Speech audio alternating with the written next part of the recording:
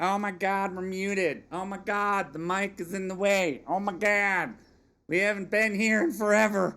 Music Exposed studio is all messed up. Exposed? It's what's all happening right now. I don't even know. Exposed? She's like, I don't even need headphones. Where I come from, we don't need headphones.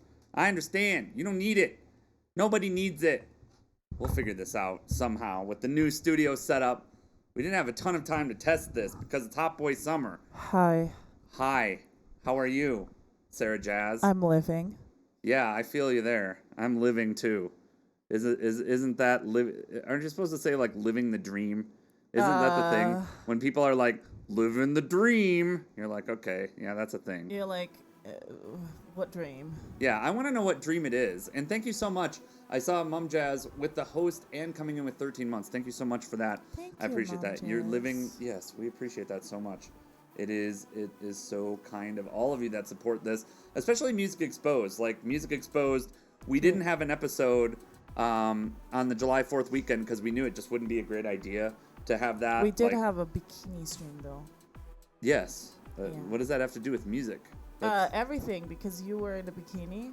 Yeah, I was definitely in a bikini. That's what people want to see. Like people are you know what? I just think that people are outright tired of like digesting their food and not throwing up all the time. Like for me, I was just like, this is oh my God. No problem. Appreciate that. It's only a little bit, but I'm just saying, like, I feel like people's stomachs have not been attacked enough by the mental image of me in a bikini. Like, I feel like that's a big problem. I need to work more on destroying people's imaginations and libidos. I don't know. I like the idea of you in a bikini. Why do you like that? Why is that a thing? Also, Music Exposed. Welcome to Music Exposed, the show about music. Welcome to Music Exposed, the show where we talk about music. Yes. First of all, we should introduce ourselves like every week. I didn't. Oh, well, who I are didn't do you? that. Hi, I'm the Silence Noise. If you're on this channel, you probably know who I am. I'm the Silence Noise. I'm an original musician. If you listen to music, you should put my music in your ear holes at thesilencenoise.com. You really should. His music is really good. Well, thank you for that. But it really is. So you have been out. Let's talk a little bit about what. Am I not? I was just going to talk about you because Oh. you are once again professional touring gigging musician Sarah Jazz. Yes. So like this is big important news that we have to discuss. Oh. It's like really important stuff. News? That you are once again gigging professional musician Sarah Jazz. Like no longer is that a thing of the past, it's a thing of the present. So first of all, tell us who you are and then let's talk about what the hell has been going on in your life. I don't know. I'm Sarah Jazz. Hi. Play music. Yeah, that's it. You play music. I do songs. The show is always about Sarah Jazz. That is true. No, I do songs. I used to be a full-time musician. You pretty much are now. You've done like 3 or 4 gigs a week the last 3 weeks. I totally can pay all my bills with that. I understand. If I live in a cardboard box, baby, eat only cardboard, maybe. What's wrong with that? Like cardboard. That's life, okay. If I live in a cardboard box and have no phone basically. How am I gonna reach the other musicians? It's not like Twitch was doing that much better. That's the thing. Like okay, you're probably. So let's talk about this actually. So how can you Well, first of all, you haven't given context yet. So no one knows exactly what you're talking about yet. So Sarah has been, a couple weeks ago, we started going about that. Oh my God, Thomas Frank Potato. Thank you so much for that host, and hopefully your tech situation is getting better. If for any of you that are fans of Potato Frank, I want to bring that up. He had just a horrible thing happen to him. Yes. And as someone who goes through constant tech fucking bullshit myself, and the last couple weeks, I haven't had the same level. But I had my interface go out. I had a computer die. I had a hard drive lost. I've been dealing with tech stuff literally the entirety of my stream. But for the most part, after extensive amounts of work, I've been able to perform. And Thomas has been in a position, unfortunately, where he can't perform. And that is really rough. He had a power surge, and that power surge fried a bunch of his equipment. So if you guys are fans of Potato Frank, Thomas Frank 93, we just had a shout out in the chat. and you can give him any support at all. You like his stuff, please. Even if it's $5, $10, please drop by help him. and help him. Like he's a huge, so he can stream again and grace us all with his amazing potato skills. Yeah, absolutely. And we're not worthy. We're not worthy I don't know about of the devil's potatoes. I'm worthy. Potato I don't know what your skills. problem is. Thank you so much. Yeah, but if you can, please go support Potato Frank. Please do. Just send him send him a little bit of money in his PayPal so he can stream again. And it's devastating, especially because it's one of his incomes. Yeah, and that was exactly true for me too. I mean, too. I did want to talk about that topic a little bit because that was one of my issues. It's like it took away from my ability to stream as well. Like obviously we didn't have an interface. And so I wasn't able to stream for a while, and what I did, it was just a convoluted mess. And then I went through a routine thing where it was like I was trying to change the case on my stream PC, and the stream PC, the new case had some sort of power issue in it. So similar thing, fried a hard drive. I'm actually worried that it might have damaged the chipset a little bit, but although everything has been working okay, so I know how that goes. I think that having tech issues it's just like every streamer I know seems to run into that wall, and eventually it just hits a point where it's just like it's so exhausting mentally. Then you got to get on and try to be entertaining after that's happening. It's just it's an awful feeling, and so please support Potato Frank. I've had a problem. I've cried plenty, Sammy. I'm not afraid to admit it. I have been so frustrated. I've literally been ready to just fucking drive off a bridge. And I understand, it is so frustrating. And I brought this up. I was ready to quit streaming before I got this production PC last year. I was really ready. I was so tired of every time I was hitting start stream, rolling the dice. Is the stream going to work? When is the audio going to stop? When is everything going to stop working? And it was I love to do this, and there are things about it that I enjoy so much, but it's so freaking painful to go through that over and over and over for a year and a half. And as I said, it's just... It's as if it's if you are a musician that is on stage all the time, it's the same as if if you're a guitarist, for example, and your amp just dies and you people blow tubes on stage all the time. I've seen your amp dies and your cables are bad and you can't perform, and it's what am I doing now? It is. It's just such a horrible experience. So if you can support Potato Frank, Thomas Frank 93, please do. And all the musicians on this show, it's so cool to be able to support people and to do that. And now let's go back to our original point. So you were going to talk about. So you've been gigging again. We went to an open mic about 3 weeks ago, and since then you've been meeting a lot of musicians here in the local area, and you've picked up some gigs, and you're picking up some more. That's, by the way, it's a pro tip. If you are a musician who wants to get out there, go to the open mics. Hopefully in your country things are open again with the pandemic and everything. But if they are, go to your local open mics. It doesn't matter if they're older people or younger people, or if you think if you can just sit in with people, that's how you get the gigs. That's how you get noticed. That's how people, get to know you, is going to open mics. It's a big tip for if you want to Twitch as well, back. Though. It's if you're a streamer, I mean, the number one thing you can do in the industry, period, is network with other people and support other people's streams. When people ask, people ask all the time, how do I grow my stream? It's support other streamers. Legit support them. Don't just show up and be like, hi, I'm a streamer too, raid me or whatever. But legit support them as much as you can. Obviously, Music Exposed is a part of that for us, to try to create goodwill with people. And it is, for me, as someone that's not doing what typical people do, it's the only thing that has grown my stream, supporting other musicians. And so you've been out doing that. You've had some gigs. You were going to... Oh, Sammy, thanks so much for the biddies.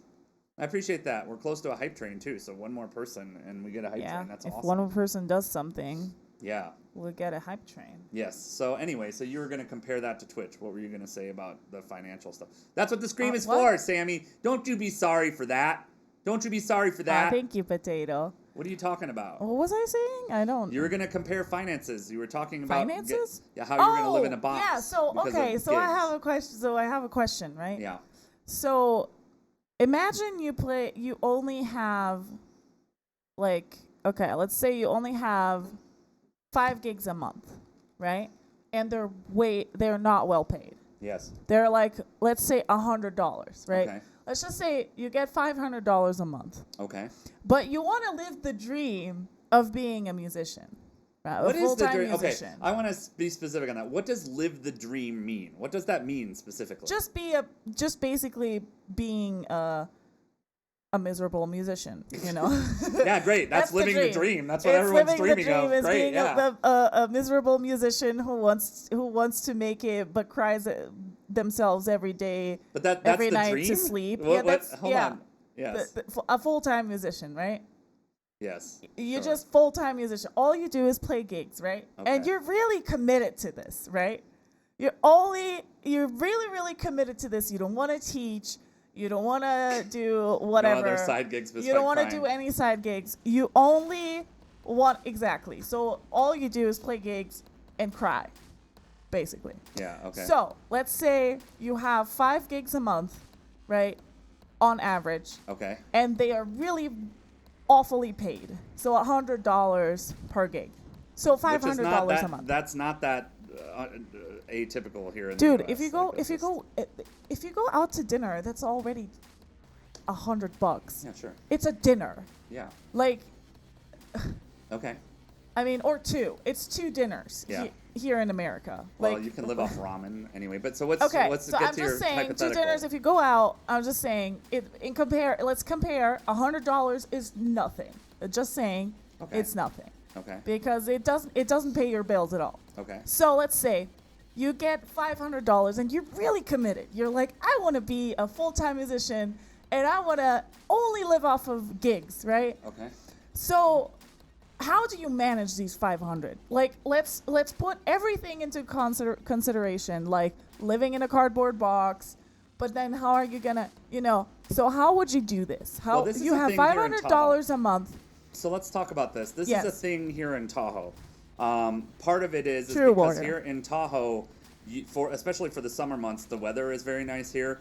So a lot of people that come through the area are camping here or living in a van or tiny living. So you have to start with that. Is there a fee for camping here? Depends on where you are. And I think a lot of people kind of stealth it, or they make friends and their friend will say, hey, you can park your van here or whatever. So, there's kind of a technique. Okay. And it's very Tahoe way of living. As a lot of people live in their vans or they live in a... Actually, I think the keyboardist, Chase. He lives in a van. He lives in a van, and that's what he does. That's not uncommon though. Yeah. And that's what I'm saying. Here, there is a culture here in Tahoe, which I've brought up before, yes, of the ski bum culture. Yeah. Which the ski bum culture is like 10 people in a studio apartment. It's the same as the musician lifestyle: crashing on a couch, crashing on a floor, living in a van. No, Bortz has a fancy van. He had a fancy van. We're not talking like a fancy van. Oh, we're not talking fancy vans. No one has a fancy van. Oh. So it's. Are we talking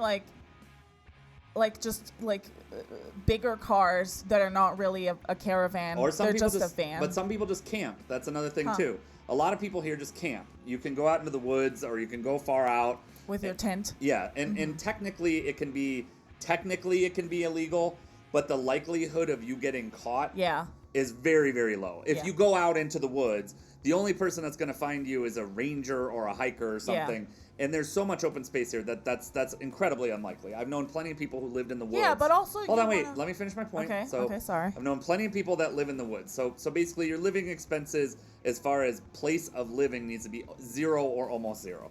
Yeah. Like it needs to be almost 0. Mm-hmm. And then from there, obviously, a lot of gigs up here, and this is true of a lot of U.S. places, give you a tab or they give you food.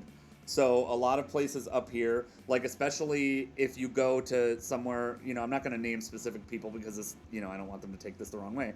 But you can, like a lot of places up here, you get a pizza. Like we got a pizza the other night from your gig. Yeah. You can live off of pizza for a few days. Like, if you're not a slob or you're not a pig, you can live off of pizza. I can't live off of pizza for a few days. I know, because you're you and you're spoiled. If it's a large you're spoiled. pizza, That's I the need issue. it for the whole day. That's the thing. You are spoiled. And so maybe I need something else too. But I bet these guys, and this is what I'm saying, the Tahoe lifestyle, these guys can live off of pizza for a couple of days. Or they can live off of whatever they get. So you have to be strategic about what you do with your tabs. So, like, if you get tabs, especially if you're playing gigs that have that over and over, you have to be strategic about them. Okay. So that cuts a lot of your food budget, because you can reduce your food budget down to, whatever. A large pizza doesn't last an hour. So wait, so the tab is not paid? The tab is given to the musician. A lot of times a band will get a tab. Right, Soul Bear? I'm the same. It's like a large pizza. It's lunch. But if you had to, this is different. If you had, you're very spoiled right now. If I had to, and I wasn't a fat piece of shit. No, I didn't say that. I said if you're living in a van and you're making $500 a month, living the dream. Yeah. You have to do this. Like, you don't have a choice. And then if you are buying food, you're living basically off of the dollar store. You're going to the dollar store, at least in my opinion. Like, I'm not gonna lie. And you get ramen and stuff there. I'm not gonna lie, chat. For the most part, when Sarah's not here, my grocery bill is like $60 a month, $50-$60. That's insane. That's but I don't like. For me, I know how to do it, and I've lived that way my whole life. Like, I've lived poor most of my life, so it's like I understand. That's why I love the dollar store, because it's like you can get all the stuff for $1. I'm a step above that, but I will go to grocery stores and I will take advantage of deals, and I keep it really basic. And I'm not a person. Sarah eats a lot. That's true. Thank you. And I'm not a person that needs to have a ton of diversity in what I'm eating. Like, I when I lost 100 pounds and I was really focused on weight loss, I ate chicken and rice every night for 2 years. Yeah, but chicken and rice can be expensive, because chicken can. Frozen chicken's cheap. Rice is cheap. Like that, I can It's also healthy. Yes, but also some people do that with fish. But I guess, like, if you live somewhere, if you live somewhere where fish isn't, where you don't live by the ocean or something. You can buy a giant bag of chicken breasts at Walmart or whatever for $10 or whatever. So, like, when you're not here, that's basically what I live off of. You eat other musicians and absorb their talents. Musicians and absorb their talents. That's true. But I'm just saying, but in general, their souls, so you're asking the question. Yeah. You're like 500. So that would probably be double or triple my grocery budget. I could live a little bit larger if I were doing that, but I don't. You would take out a groupie to dinner? No, I wouldn't do that. I don't. And then you would find a way to fuck her in her apartment and not in your tent? What is this with groupies? I wouldn't have groupies because I'm not that type of musician. So that isn't a thing. So right now where do you go? Hold on, we're at zero living expenses for the most part. Yeah. We're at 50 to 100. We'll just call it $100 a month in food. Okay. And then also leveraging my tabs and also leveraging that stuff. Yeah. So that's a thing. So then hold on. Then we gotta have some money for gas. So that's probably going to be $100 a month, if that. Yeah. So we've still got $300 left, and $300 is whatever. It's play money. It's drinking money. But you need to shower. Yeah, but where do you shower? You can. There's lots of places to shower. Okay. The best thing to do is to get a gym membership.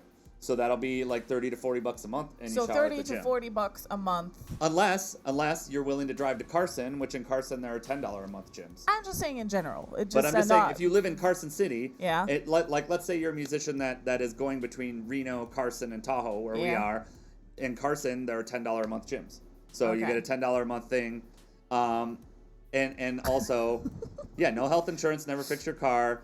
I'm just saying, like, you asked a specific question. I'm trying to give you a specific answer of how people make this happen. Hi, DJ Montague. What is up, DJ Montague? Can I get a shout out for DJ Montague?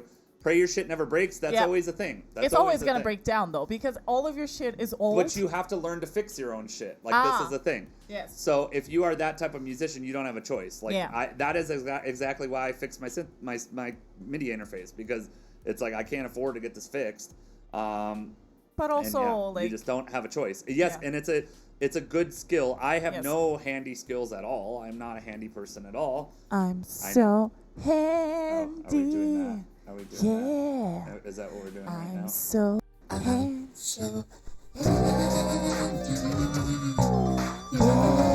Why is it so slow?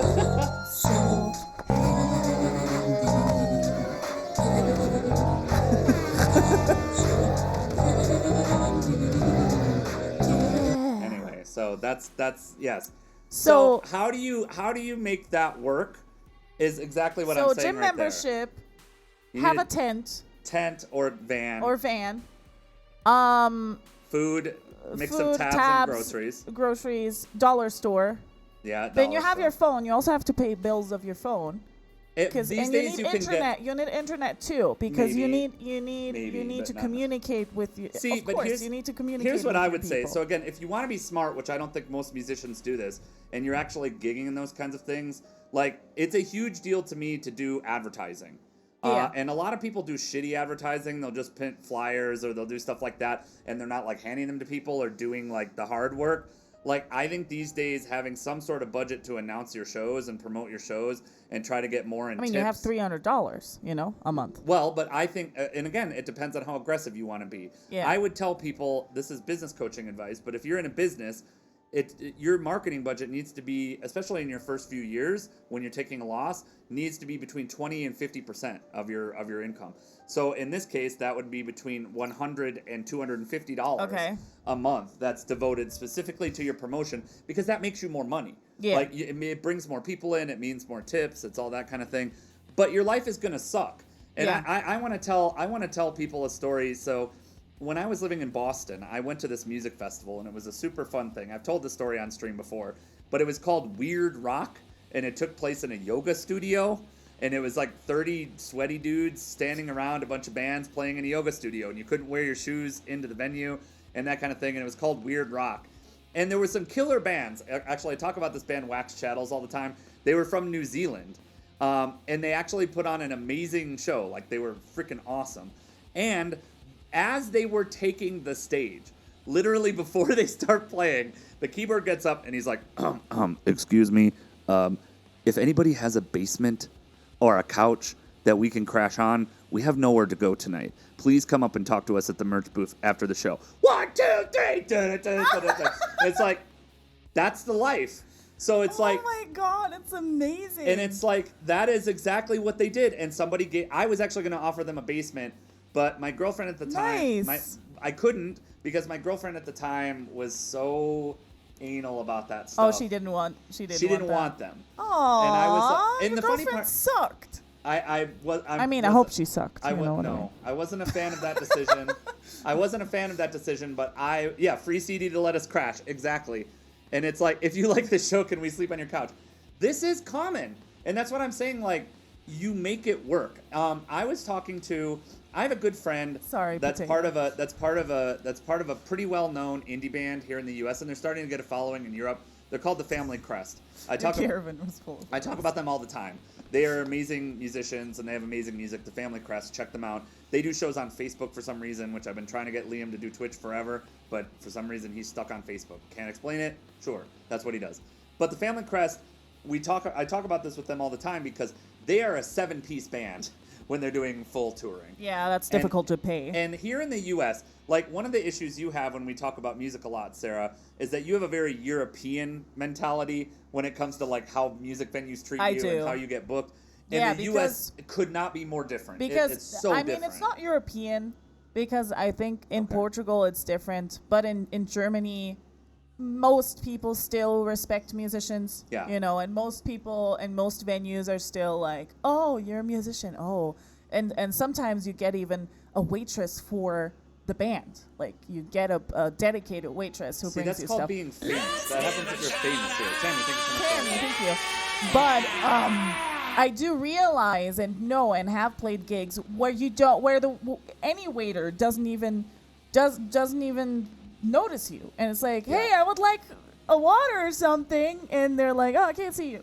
Well, here in the U.S., this is what here in the U.S., as in most of the world, musicians or artists, 80 to 90% of venues here only cater to cover musicians or musicians that are specifically making good money for the bar, for the venue.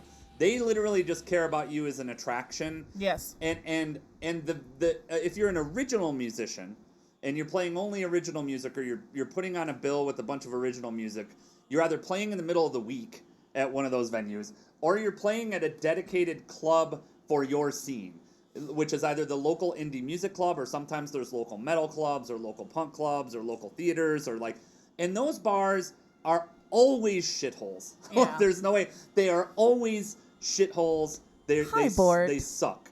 And yet, that's the only place you can go. And here, if you want to make it as an indie band, you're probably, unless you're very, very lucky, you're probably going to be playing for years in these little shitholes on 4 or 5 band bills with people who don't know you. And then when you're a 7-piece and you're making, whatever your split is of the door or your $100 that you were offered or whatever. I hate door deals. Whatever it is, you're having to do that. And now with COVID, I think it's totally going to change for the worse even more, which I was saying. Because nobody has money. A lot of those venues that were indie friendly and all those things were the ones that are barely hanging on. They know they're not going to make a ton of money off these bands, or they're counting on 1 or 2 big shows a month that are really going to pay the bills. A lot of those places that were hanging on, even in Boston, I follow a bunch of Boston venues still on my Instagram.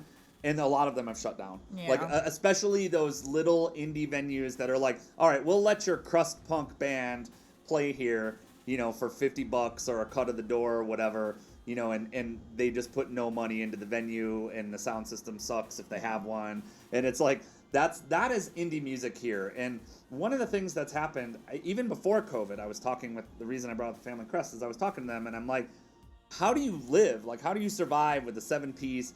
All of them have day jobs, which they are a band that gets tens of thousands. Because they have families, right? No, do they not? Most of them don't. Now they're starting so the band is losing members. They're having trouble keeping people all the time for financial reasons. One, and then also because what has happened is the middle class musician used to be a thing. There used to be a musician that could make 50, 100, 150,000 a year. A band that could do that, like what you described you were doing in Europe to some extent. Used to exist here in the U.S. You used to be able to, if you worked hard. It's getting less and less in Europe too, by the way. And it's so much worse here. I know how I played with old guys, right? Yeah, of course. I played with mostly old guys, and that's how how I learned so much in so little time. Yeah. Because I didn't tour around with the youngsters that are basically green. No, I toured around with the guys that have been doing this for 40 years or something. Yeah. And who can teach you all the tricks and tips and as a musician or as a performer. Yeah. And they all said in the 80s you used to get easily $3,000 or something per person. Yep. And it's it was oh, I have so much money, I'm gonna buy a car, an extra car and a sports car because I don't know what to do with all this money, and without even being super famous or anything. Right, it's like you said, middle class musicians would get thousands per person. Yeah. And they would actually mourn that. I heard those stories all the time of those older musicians being man, nowadays we get 400 euros a person, if even that. Or 500 if it's a wedding or something. Weddings still kill. Weddings are really the bread and butter for musicians. It's still not the same. In comparison to apparently the 80s, maybe even the 90s, but especially the 80s and 70s and everything before that, where you got thousands per person. Yeah. And this is for bands that, and they were young back then. That's the thing. They weren't as famous as they are today. So it's they're getting less and less pay because also apparently the venuers also make less money, Well, that I don't agree with that. I actually the small bar makes less money. Let's be honest. I don't know how true that is. The difference used to be, and I think that a lot of I think this is an issue with a lot of bar and restaurant owners now, is they don't look at these things as partnerships, and they don't look at these things as creating experiences for their venue anymore. They see it as expenses. Yeah, they see it as an expense. You're just a dude that comes through, rather than if you were a venue. It's think about this is obviously an old story, but think about the Beatles, for example, became big where they built their chops and where they were playing every night was they were granted a residency by a bar in Germany. This is talked about all the time. And they had to go out and hustle every night. They would be out in the street bringing people into the show and doing that kind of thing. But the venue invested in them, and the venues promoted a lot more, and they wanted to create a certain type of experience. I feel like that's less and less because everybody, yes, there are more expenses and there are issues with that. But also, inflation has gone up. It's $5-6 for a beer wherever you go now, or more. Inflation has kept pace. That's why I'm saying $100 is not worth anything. Because you're very easily, you spend $100 even in a bar. Of course. even in a bar, you spend very easily $100. It's insane, actually. Well, and that's the thing. It's like, okay, so yeah, I get that. I agree with that. I do think that there's been an increasing attitude of people, again, that people don't want to pay entertainment. I even experienced that. Like, I ran karaoke. I had a karaoke company for years and years and years. And over the 6 or 7 years I was running it, pay went down and down and down. Yeah. And it's, again, because most venues at this point don't see that as an investment in their culture. And the other thing that I think sucks now is so many venues do such a shit job of promotion, and they're putting it all on the artist. They're putting it all on the artist to do it. Now, does the artist have some responsibility to sell some tickets and do those things? Absolutely. I think they're part, but it's a partnership. And a lot of times that's part of the benefit of being a venue is that you should have foot traffic, or you should have a culture, or you should have those things. Like, and a lot of venues try to cut around that and basically put it all on the artist and be like, well, if you're not bringing X, Y, Z, then we're not gonna give you big money. And I just think it's a horrible attitude. I think the way that it was done in the past is obviously a smarter model. Yeah, venues most of the time do literally nothing for the musicians. do nothing. Like, one interesting story, again, talking about the Family Crest, they talk about this on their podcast all the time, is one of the members, Liam and Laura, are husband and wife, and she's a female, and the only female in a band of 6 dudes. Yeah. 6 dudes and her. I know how that feels. And most venues don't have facilities, as you probably know, for women here in the U.S. So a lot of times you'll have a hole in the ground as a woman, or you won't have a shower, or you won't have whatever, because most of the bands are men. I mean, if anything, it was like the same bathroom for both genders. Yeah, but this is the thing. Like, she described that with a lot of venues that you would go to. It's like the facilities are bad enough, and there was so little provided for women in general. That you were just fucked. Like, you would have to go out to a cafe around the corner or whatever. Oh, wow. And do that, because they're just... It's like these venues are so poorly maintained. I don't really care, to be honest, about stuff like that, because I grew up in Portugal. And in Portugal, there are, and you will not believe it, there in Portugal still are, and I think there's Asian countries that still have this too, where in like small cafes or small little dive bars, the bathrooms are literally a ceramic hole in the ground. Yeah. It's like the toilet is you squat over it. You can't sit on anything because it's just a ceramic hole, basically. Yeah. And so if that happens, I'm like, this just shows, to me, it shows the attitude towards entertainment. It's like one of the famous things here. But that's for customers. Like, that's what I'm saying. But those are for customers. Saying, and then it's going to be a million times worse. It's not so usual anymore, but I remember when I was a kid, it's not so usual anymore, especially in the cities and stuff. But like in the small villages, if there's like a little centro or a little bar or something in the small village, it's a thing. I mean, I don't know if that's a thing nowadays anymore. But when I was a kid, that was a thing. Yeah, but I understand, and again, that's just something that like.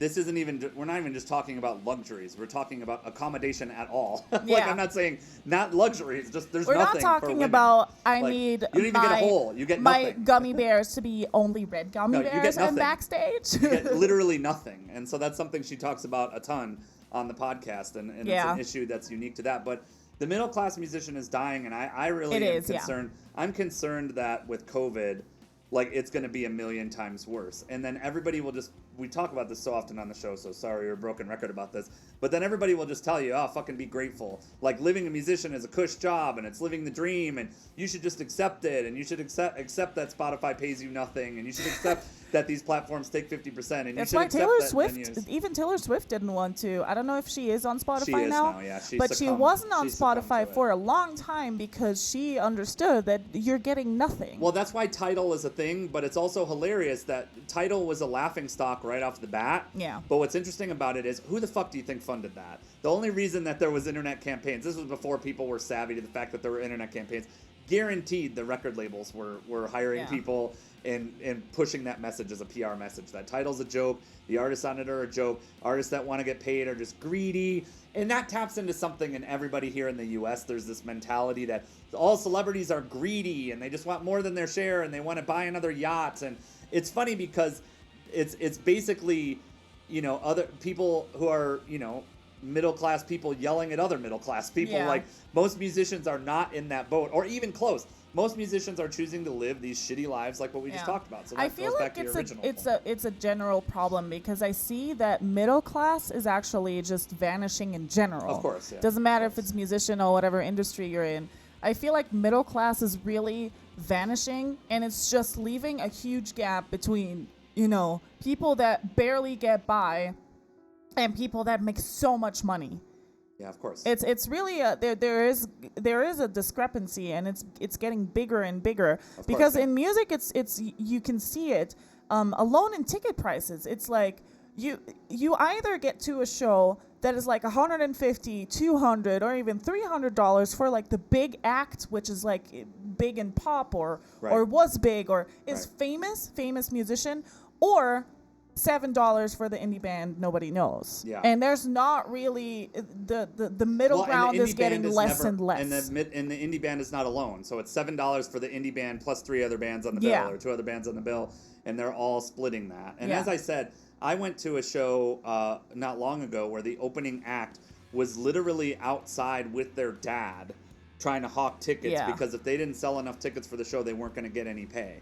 And so they were out on the streets doing those things. And it's like, and I'm not saying, again, that musicians deserve some huge privilege or something. No, but I also feel like everybody screws the creator. Yeah. That's the problem. It's like the creator is always at the bottom of the hill. All the shit rolls downhill. And everybody's like, oh, well, you know, the musician can suffer. The entertainment can suffer. When it's like a lot of times this is the draw of the venue. You wouldn't have a venue. Like, you wouldn't have $1 billion Spotify if not for music as a commodity.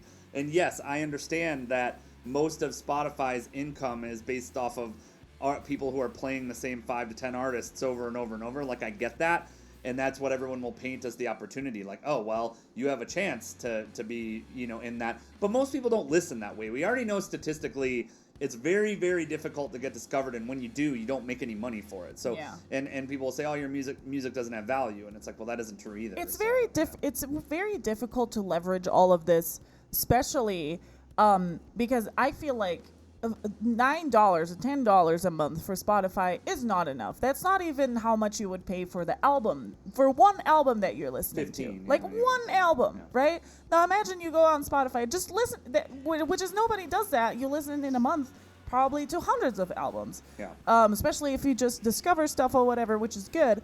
But $10 a month, and if everybody pays $10 a month, you can never pay the musicians what they're worth. Yeah, of course not. Yeah. But or what they would make by selling a CD and or album or T-shirts. USB or whatever on the internet or buy my T-shirt below and on most musicians are T-shirt on shops. Gigs. But the other thing is also, why should people pay it if on YouTube you get the full album anyways? Yeah. You know, or on SoundCloud, or that's wherever. Now you're making the argument for Twitch again, though. You're making the argument for direct patronage, which is what Twitch really is. No, I'm just saying, this is how people think. I understand And this is the problem, and this is so difficult to leverage because you have so much free, why should I pay? And then it's like, okay, you're not paying enough because, like, it would also be, you couldn't, it's just really difficult nowadays. It's just really, really difficult. It's hard being a gangster. Anyway, when it comes to digital music, I think venues and stuff, I think it could be so much easier. But in terms of digital music, it's so difficult. Yeah. So difficult to leverage all of that, you know? So obviously, getting back to the original point of surviving on $500 a month, it's certainly possible here. And it's certainly possible to, you know, it's not going to be a glamorous life, but it's certainly possible to do it. And, you know, again, I think most musicians, even especially like the jam band musician types that you're playing with, can think of themselves in that sense. They don't think of promoting themselves that way. Yeah. You still see a lot of things like amongst those guys like, oh, Instagram, social media is making a big difference, or people are finding out, and they're nobody cares. It's not going to be doing a ton. Like social media doesn't do a lot unless you pay for it. Oh yeah, and I'm just talking about here because she was bringing up a specific point about how would you live here. No, that's I'm just saying in general, but yeah. $500 would go a longer way if you lived in the Midwest though, or if you were somewhere else. And then if you lived in New York or you lived in LA, it would go a lot less. Yeah. So it's like it just depends on what you're doing, and you know I agree with that 100%. I was mostly just talking about here because you were referring to here, but most of those musicians aren't doing true promotion for themselves. Yeah. And the other thing about events like open mic and that kind of thing is you're making connections and you're having a good time with other people, but you're not making money doing those things. So I have a question. So Okay. imagine somebody, like I said again, wants to just live this life, and they're like, I am willing to live in a tent for a few months, if not a few years, just to do this. Yeah. So you would advise them, if they get like $500 a month, and this is just five poorly paid gigs, so they have a lot of time, they probably can hustle somehow, but they could probably also stream, and do things like that, stream in their free time or stream their gigs or whatever. They could, but a lot of people don't do that. Yeah, but you could. That's an extra thing that has a little bit of extra income. Well, even this is just $100. Gigs don't, and I think that streaming gigs doesn't, because you don't have what makes you money on Twitch, which is the interaction. Like, if you don't have someone that's specifically interacting with the chat or keeping people there or giving them a reason, like streaming a gig can help if you're a bigger band, but I don't think it does that well. Yeah, I'm just saying streaming in general. Just Okay. you have 5 days of the month you're working. What are you doing the rest of the month? Well, but you you and I are the ones that know that kind of thing. That's like, basically most what I don't. thought. Actually, that's how I started streaming. Is I had 2 gigs in the beginning of the month, and the rest of the month I had nothing to do. I had no gigs. Right. And I was like, what am I doing? Like, I have all this time. I certainly could make money somehow. So I pressed record or pressed start streaming or whatever on Twitch. And that's basically how I thought about it, because it's like you have so much time. You like, this time can be converted into money somehow, even if it's just a little money. But now the question is, so if somebody comes to you and is like, hey, I get $500 a month, would you advise that musician to take 100 to 200 to do ads, and then basically scale up? And do you think they would be, how long do you think it would take, like, more or less, for them to actually be able to afford a shitty apartment? And man, that's tough to say. It depends on the market, and it depends on what they're doing in the ads, and there's some learning curve involved with that. Of course. But I think that I'm literally just drawing the example of drawing people to paying gigs, whether it's tickets or whether it's, people that convert into merchandise sales. It's like looking at your trends in comparison to that, especially in local markets. Like, again, speaking to Tahoe, it's not that expensive to advertise here and have really good penetration, like to really get that ad out there. He said penetration. I know I did, but I know we're 12, but I'm just saying, like, it makes sense. Like, it does make sense to do that. And it depends on how aggressive you want to be and how much you want to skimp on your lifestyle. Like, again, if you're an entrepreneur or you're doing this in a business, it's just how fast do you want that growth curve to go. You still have to put in the time, but the more that you're investing in promoting yourself and advertising and, like, true advertising, and yeah, that's not even talking about time. That's not talking about networking or open mics or handing out flyers or handing out music or talking to people or going to other people's gigs or doing that stuff. It's just saying flat out, like, driving to those things. Most people still are not sophisticated enough to realize that they need to do that, and that would probably result, if you're watching the trends, in more pickup over time, just period. Because you can't assume, especially since most people are inundated with information these days, that people know what's going on. And venues don't do this stuff anymore. Like, venues used to do that type of thing, and you used to see more advertising campaigns and more promotion from them, but they don't do that as much. You're lucky if you get a sign or a flyer now from a venue. So the best thing you can do if you're not doing music streams is to encourage people in buying merch. Yes. And again, I'm just factoring in the straight. You got 500. You have to get the merch first. You have to have money to invest in that first, which has a cost. Yes. And like I said, let's just go from the idea of just having $500 a month. And this is also difficult to get at first, because you have to get those 5 gigs a month in the first place. Right. But let's just say you are at the place of getting $500 a month on average. Yeah.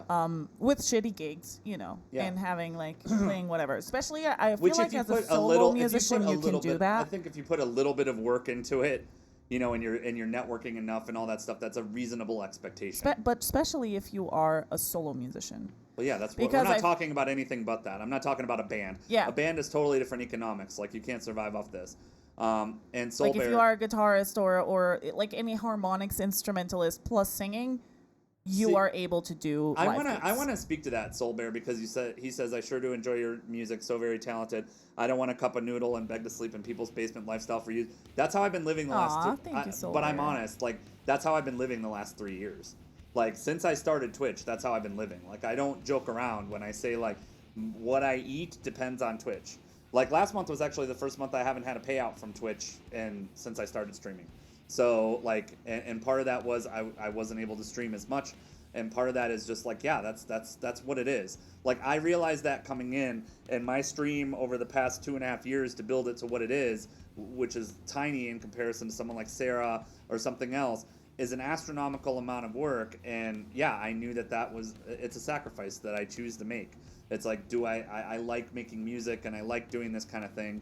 But yeah, no, that's what I've done. It's why like last year when my car broke down, it was like, all right, well, I either figure this out on stream or I don't have a car. Yeah. And like that's the type of stuff those are the choices I've been dealing with. And it's not as much of an option for me to just go out and be like, oh, I'm just gonna play gigs. So like you're basically living the same life. You just have an apartment. Well, no, I work a day job too, Yeah. and the day job is what pays for the apartment. Exactly. And the day job almost died because of COVID. So Yeah. that's the thing. It's like And the you're payout, experiencing and this that is now. just if you don't know, the payout on Twitch, you have to make at least $100 per month for them to pay it out. And so you didn't get that last month. I made $92 last month. And that's there were some donations and stuff, but my Twitch bits and some subs last month was $92. Yeah. So I didn't make the payout for that. So, that's the thing. It's like you just go through that and it's like, that's how you live. And yeah, it's the same idea. It's like just for me, there was never, I lucked into this because I never had this expectation when I came into Twitch. I never expected Twitch to be anything other than I want to write songs. This is what I enjoy doing. And when it became that, it was a good thing. And I was very fortunate through COVID to be able to have built enough to get some support through this stuff because I would not have made it through that COVID period if not for Twitch. Like I made that very clear. And Sarah's experiencing it now because Sarah is not doing full-time on Twitch and has been working in my business, and now you're right up against the same walls I've been. Like COVID is over and you're seeing exactly what I'm seeing. The marketplace sucks right now. Yeah. Like I could have gone out and done what we were doing right now on proposal sites and contractor sites, and I would have had double, triple the business that we get now. Like we fight to get 1 or 2 people and everything is for lower money than it should be and pain because people don't have money. Everybody's in pain. Yeah, of course. Yeah. So I get that. And it's like, but and you see that with what people are willing to pay, which is why I was saying, like for me, I had that crossroads, and I made the decision to invest more time and energy into Twitch last year. Last year in March, it was like I was at a crossroads. I lost a bunch of clients the month before because of COVID and country shutting down and that kind of thing. And so I was like, well, what do I do with this time? Because I'm going to be locked down. I can't go get a job. Like I can't. There's nothing I could do. Like and. I just went, all right, I'm just going to go full bore with Twitch. And in some ways I treated it, it was more than a full-time job when I look at the hours for last year and that kind of thing. So it was that. And again, I feel very fortunate for that. And now we're having a rebound on Twitch where like Twitch has been, Twitch is dead right now. Yeah, Twitch is dead right now. Yeah. A lot of Twitch streamers are suffering right now. Internationally, like a lot of streamers, I don't know, if you are a Twitch streamer, you probably have been noticing, and during COVID, the same thing, you probably have been noticing how it has been way less gift subs. That's one of the most things. Yes, donations go down. Yes, subs go down and stuff, but that's just normal. But one of the biggest things that I've been seeing on everybody's channel, like everybody that I've talked to who is a Twitch streamer, it's gift subs. They're going down so much. I mean, everything is going down, but the gift subs are sometimes like very vital to your channel. Yeah. And it's as if like people are kind of done with doing gift subs, but also, sometimes people donate instead. But gift subs have been going down significantly. And and that's the thing. Well, and the thing is true here. You're also experiencing that there's papers full of jobs and stuff here in the U.S. But like you'll see stuff for exactly, for master's degree in marketing, 10 years of experience in marketing, move up here to Tahoe for $17 an hour. Like, it's literal bullshit. Yeah. And this that's is the thing. Like, thing. it's just that's why everything is full of now hiring and nobody is taking it. It's because especially here in Tahoe. Yeah, it's because they're not paying enough. Like, you cannot live off of the money that they're paying because the businesses themselves have lost so much money. Unless it's a big business, they lost money too, but they still have money to pay reasonable pays. But like the smaller or mid class businesses, they just don't have the money to pay the people the same that they could, and it's a huge problem. It's a huge problem. And but yeah, I mean, so getting back to, we moved away from the topic here of playing gigs and that kind of thing. Yeah. So, and I had a train of thought that we basically went totally off on our normal rants about how everyone is poor, and like that's everyone true. is poor. We need to make a song about that. I don't want to do that because I just investing the time and talking about that is called my stream. My stream is that, like, that's me doing that. And I agree. Like, well, and with the channel metrics that you're talking about, Potato, is that. Yeah, you have to take the top 0.1% out of it or whatever, like the top 500 earners or whatever. Yeah. They don't operate on the same rules as everybody else. Of course. And then you're looking at the general economy of Twitch, and it's like, yeah, the people that are in the rest, are exactly what you're saying. Like, the music category as a whole has kind of taken a big dive. Yeah, anything from small to medium streamers are suffering significantly. Absolutely.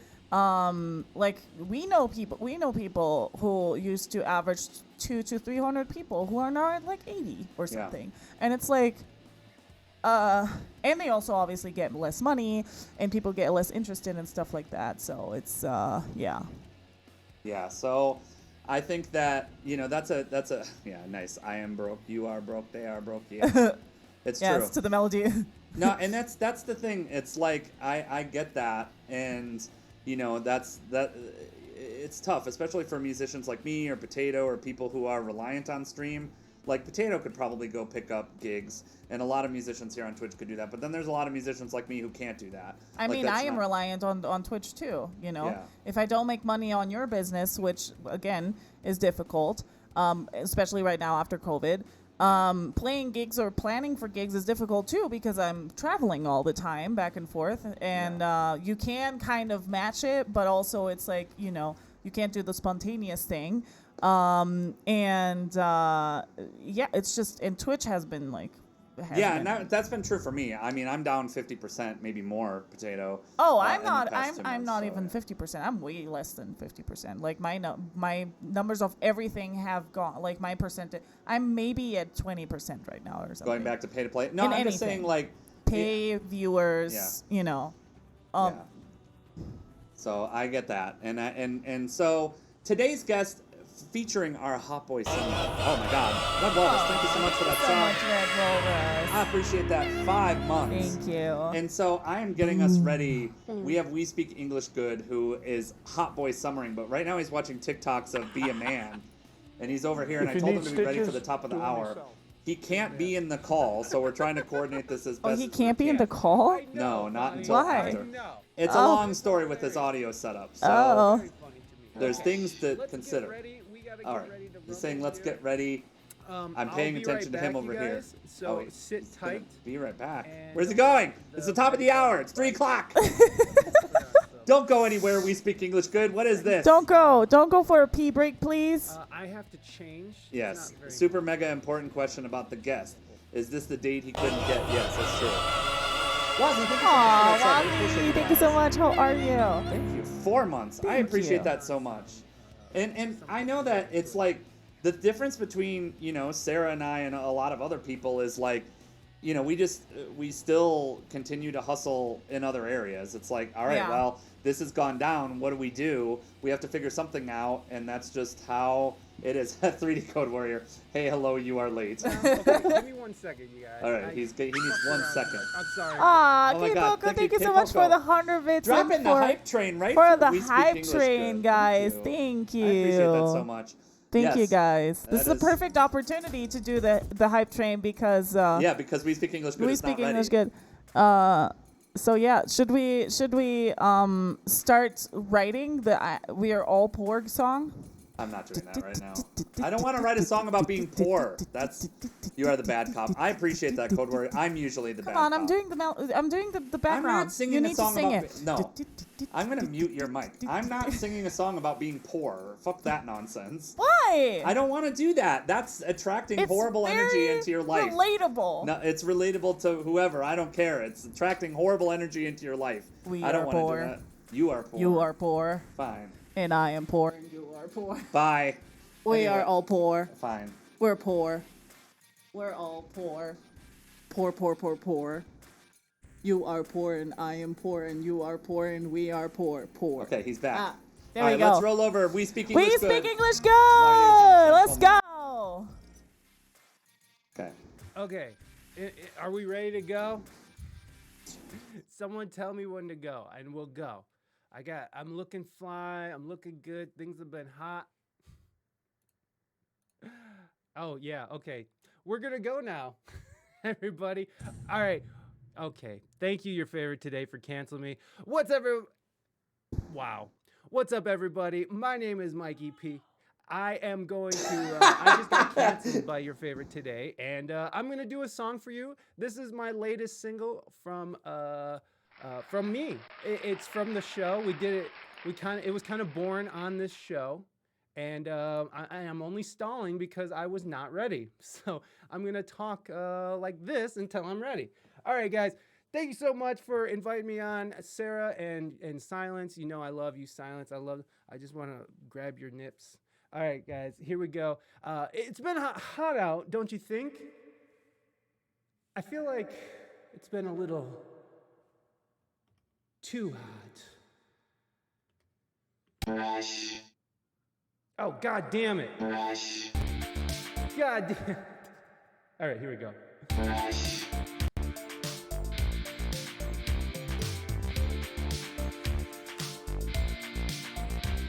I drink my White Claw while I buy my Bitcoin with my Biden bucks.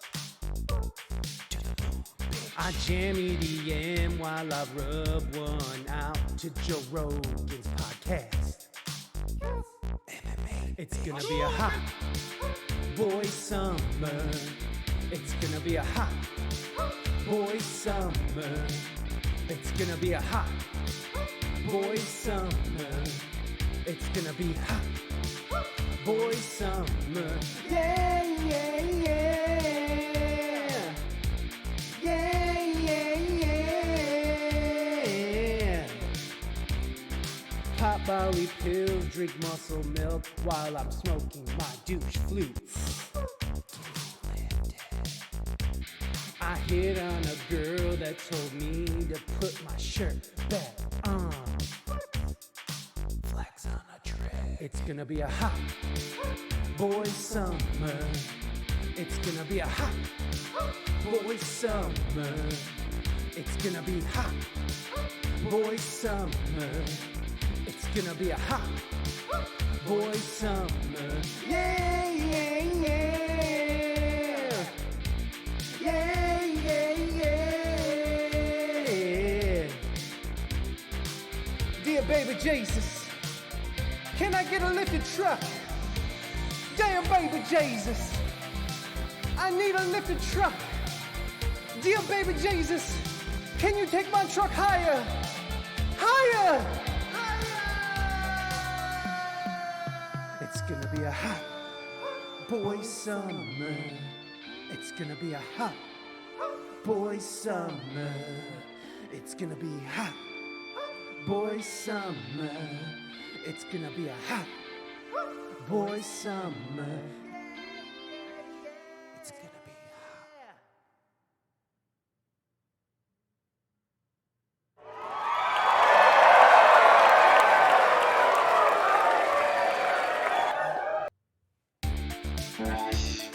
Oh shit, the reprise!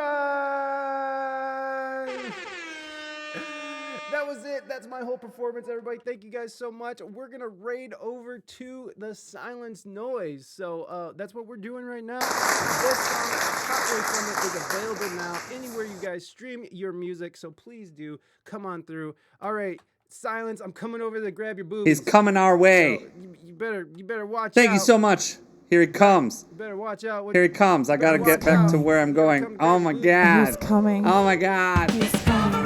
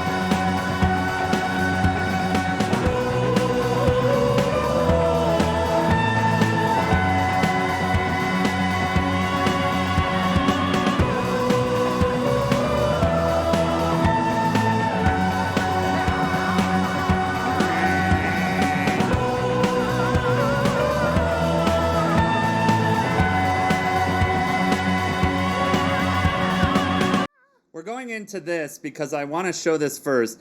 For those of you who are like, oh my God, that's horrifying. I like it, but Music Exposed bulletin board for those of you that don't know. Thank you for that raid, is. by the way. Who speaks Yes, thank you. We Speak English Good. He'll be joining us for his interview in just a second. But the Music Exposed bulletin board is updated every one of these shows right over here at musicexposed.show, which is where you can watch the show, get all the information on upcoming guests. But all of these, please, I ask everybody that's here, and I'm showing this here, to please go click on these songs and videos and support these artists and listen to them, including Rosemary Teal, who just joined us in the chat that I see here, and We Speak English Good, who's joining us. Both of their songs are here, and I'm going to get into this, but please make sure that you check it out, musicexposed.show. We have a handy bulletin board that I want you all to check out. Please, God, check it out. It's clickety-click, but let's get to that. That's at musicexposed.show. Make sure that you check that out. And also for all of the updates and things on our show, you can find that here and who's coming up. We have EBX Aaron. I have to think about that the week that we're in LA because we're in LA for EBX Jen, not EBX Aaron, EBX Jen's show with us, who is our next guest. And so we will go from there. But let's talk about the bulletin board while... Well, I didn't join the room. I'm doing awesome. So I'll make sure that We Speak English Good gets ready and is here. He's ready. So let's go through this. Who is on the bulletin board this week? First of all, we've got Potato Frank, who is here in the chat. Thomas Frank. Why are you doing that? What? I'm being your hype man. It's not annoying at all. I'm being your hype man. Yeah, I appreciate that. So anyway, Thomas Or do you Frank, prefer that I like mime the things that you say? Sure, mime the things that I say. Okay. Normally, you wouldn't be on camera for this, so I have to do something. Yeah, that's true. So like, do you want me to whisper the last thing? Do whatever or? you want. It's fine. It's not an ASMR stream. That's not happening. Anyway, so... I'm the hype man. I'm Potato Frank's band, Shimmering Echo. Oh my God, I'm hearing an echo from... You gotta change your sound. We Speak English Good. I'm hearing myself. So I'm gonna mute him real quick because it's gonna drive me crazy if I don't. He's gotta fix his echo and then we'll go. Anyway, Potato Frank just dropped a new song with his project Shimmering Echo. It's called Welcome to the Neighborhood. That's a DistroKid link up there so you can listen to it on your favorite streaming service. Musar Music, which a lot of you might not know, he does a lot of music instruction and music production and stuff on Twitch. Super useful information for a lot of you. Super cool guy, and has produced some other artists and worked with other artists on Twitch. He just dropped his EP that's called the Rico Act. That's a DistroKid link as well, so you can listen to that on any of the music streaming services. That's from twitch.tv/musarmusic. Tyler Levs, who's been on this bulletin board before, just dropped his new single since our last break that's called Hit Me Like a Dream. That is available up on all of the music streaming services. Chase Davidson, as I said, who kind of has a cheat code. because he releases new songs every Friday, which I give him props for that. I did that when I was starting to do song a week. It is super awesome. He just dropped his new video for Get Right, and he's got new stuff every Friday. So I think that was a couple Fridays ago. He probably has other new songs up, but go check out his stuff. He does dance and hip hop and that kind of stuff. Andy St. Louis, who many of you know as Andy the Frenchie, former guest on this show, she just dropped, I can pronounce this French stuff. L'été de l'été. L'été. So the next summer hit, it's in French. However, if you like watching Andy the Frenchie, which many of you probably do, you need to go check out her video for Le Hit de l'été, the next summer hit, featuring Dustin Bieber and Naomi, which you and I need to have this conversation in a minute, because I don't know what it is with when women are acting like men, they act like weird NSYNC douchebags. Like I don't... And her Dustin Bieber is very much that, and your Chaz is very much that. So check out her video for that. It's really awesome. Awesome. Yes. Hotel Security, which is the project of Luna Satori, who we need to get him on the show. He hasn't been on the show before. He has a new band that's called Hotel Security. They just dropped a new EP that's called Hot Sec. So check that out. They just had an Apple Music link for that. I don't know if they're posting it other places, but I use the Apple Music link. If there's a DistroKid link, I'll change that out. Hameda, a.k.a. Nana Hams, who's been on this show before, does amazing stuff, and she just dropped her single that's called Millionaire. That's up on all of the streaming services. Rosemary Teal, who is here in the chat, who performs tons of original songs and is finally she's not Rosemary anymore. That's been gone for a long time. Yeah, but okay? I need to mime her somehow. Play a guitar or something. Do something. There you go. Rosemary Teal is finally starting to release music. She just dropped the song. Yeah, I don't know what she's saying. She's just talking behind me. So it's like, what is she even saying? I don't know. So anyway, Rosemary Teal just dropped her single, Honest, on all the streaming services. Yes, you did. So that is available on Spotify. Please go check that out. And she has that stuff. Then Jordan Lane, who dropped a single on our last bulletin board, is dropping the album that's called Unfolding with that single and all the other tracks. So that is a DistroKid link and available on all the streaming services. And then finally, our guest today, We Speak English Good, just dropped Hot Boy Summer, which that was a hot video. It's a hot single. It's amazing. It's up on Spotify. It was super hot. And he is our guest today. We Speak English Good. Let's see if I can come back without the echo. It sounds like I'm back without the echo, which is good news. He's fixing it. He's fixing it all for us. And our guest today is We Speak English Good. I'm so grateful to have him. And you can't hear my crowd because I started OBS out of order today. But our crowd is here. I know. It's super awesome when I do that. But We Speak English Good is here. Hi. Over here. Hi, We Speak English Good. Let's see if we can hear him. I love that wig. I really do. The Danzig wig. Hi, We Speak English Good. I don't think he can hear us. He can't hear us. He looks beautiful, though. Hi. I can't hear you. I can hear you through the stream, but I can't hear you through. Yeah.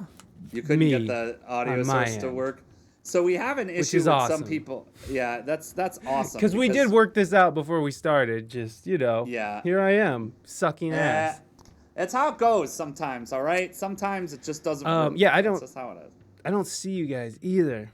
I feel like I got so much FOMO right now. I feel like I'm missing out on so much. You're missing out on everything. I mean, we're green, so it looks like we are coming through, right? Yeah, we're going through. We're going through. Happening. Going through. Yo. It's fine. And he's vanishing into the wall. Fix your shit. It's fine. Fix your shit. We speak English good. Now we hear ourselves again. Hold on. It's fine, okay? Let him. Everything is fine. He's having a hot boy summer. He was focused on being hotter, okay? That was the idea. We still hear ourselves. Yeah, I mean, he's having us. I'm just trying to be hot. God damn it. Yes, I agree. I don't know. Oh, yeah, you guys hear yourself. There we go. There we go. Hi, hello. No, he's like, I it can't out. hear shit now anymore. Yeah, he's muting us, and it's killing him. It's fine. We'll get This there. is fine. This is fine. He's a professional. Yes. Now he muted himself. No, he was listening to the stream. I think the audio he was hearing was through the stream. Yeah, he's listening. No, he's muted. He's like, Yeah. what is happening? Wah, Also, wah. his teeth are keyed out, and his nose is keyed out. When he leans in, that's how it works. Yeah, and There's we just still, nothing we can do with that. yeah. So the issue, he explained this to me earlier, is that he has an audio interface that is sending loopback audio. It's Oh, sending his that desktop audio back sucks. out. Oh, that So sucks. we will hear ourselves doubled if he can't remove that, which clearly he can't. So he was gonna play our audio through the TV Yeah. because he has different speaker setup. Yeah. And run his headphones or whatever that way, but he hasn't been able to do that either. So welcome to the glorious world of audio routing on stream. It's amazing. It's beautiful. Oh. Bye.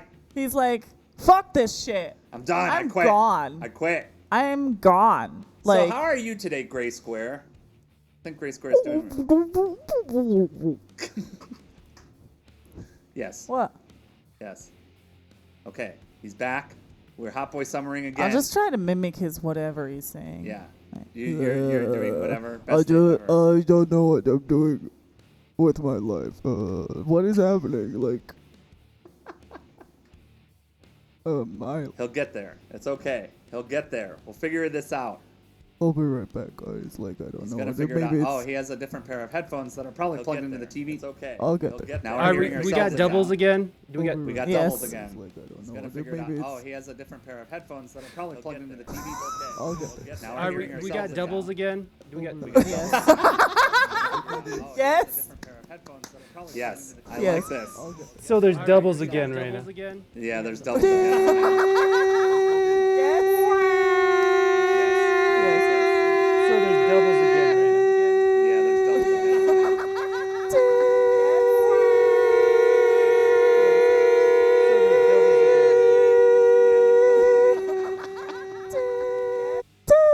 Oh, no. It's gone. No, he muted us. Oh, yeah, I'm That's gonna. fine. Oh, It's oh gonna my be God. hot. It's okay. We'll get there. It's fine. This happens. I don't know what's sometimes. happening. I like blue balls like every day in You my like- life. What? You like blue balls? Is that what I you am said? mimicking him. I'm saying what he's saying. Oh, okay. Oh, sorry. yeah, that's. I just I don't- focus on our guest. I don't know okay? what's I just happening. focus on our guest. Saying. Oh my god. Oh, there. Hi. Hi. We just had this shit. We don't have doubles now. Yeah, but he can't hear us. Ah, No, I can't. had it. No, I can't. Now I can't hear us. However, we're making progress, okay? This is why we have sound checks for nothing.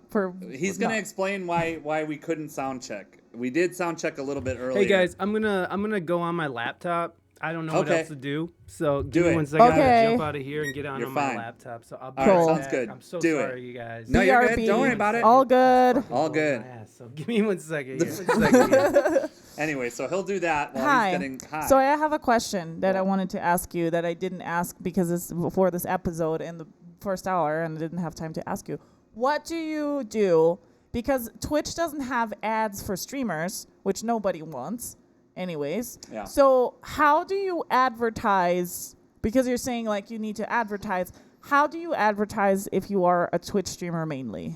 You need to focus on other social media and use that as your driver into Twitch. You really can't drive directly to Twitch. Yeah. You could theoretically do some Facebook and Instagram ads to a Twitch channel if you're doing events or that kind of thing. I have done that before with a little bit of success. It wasn't great, but there was some success.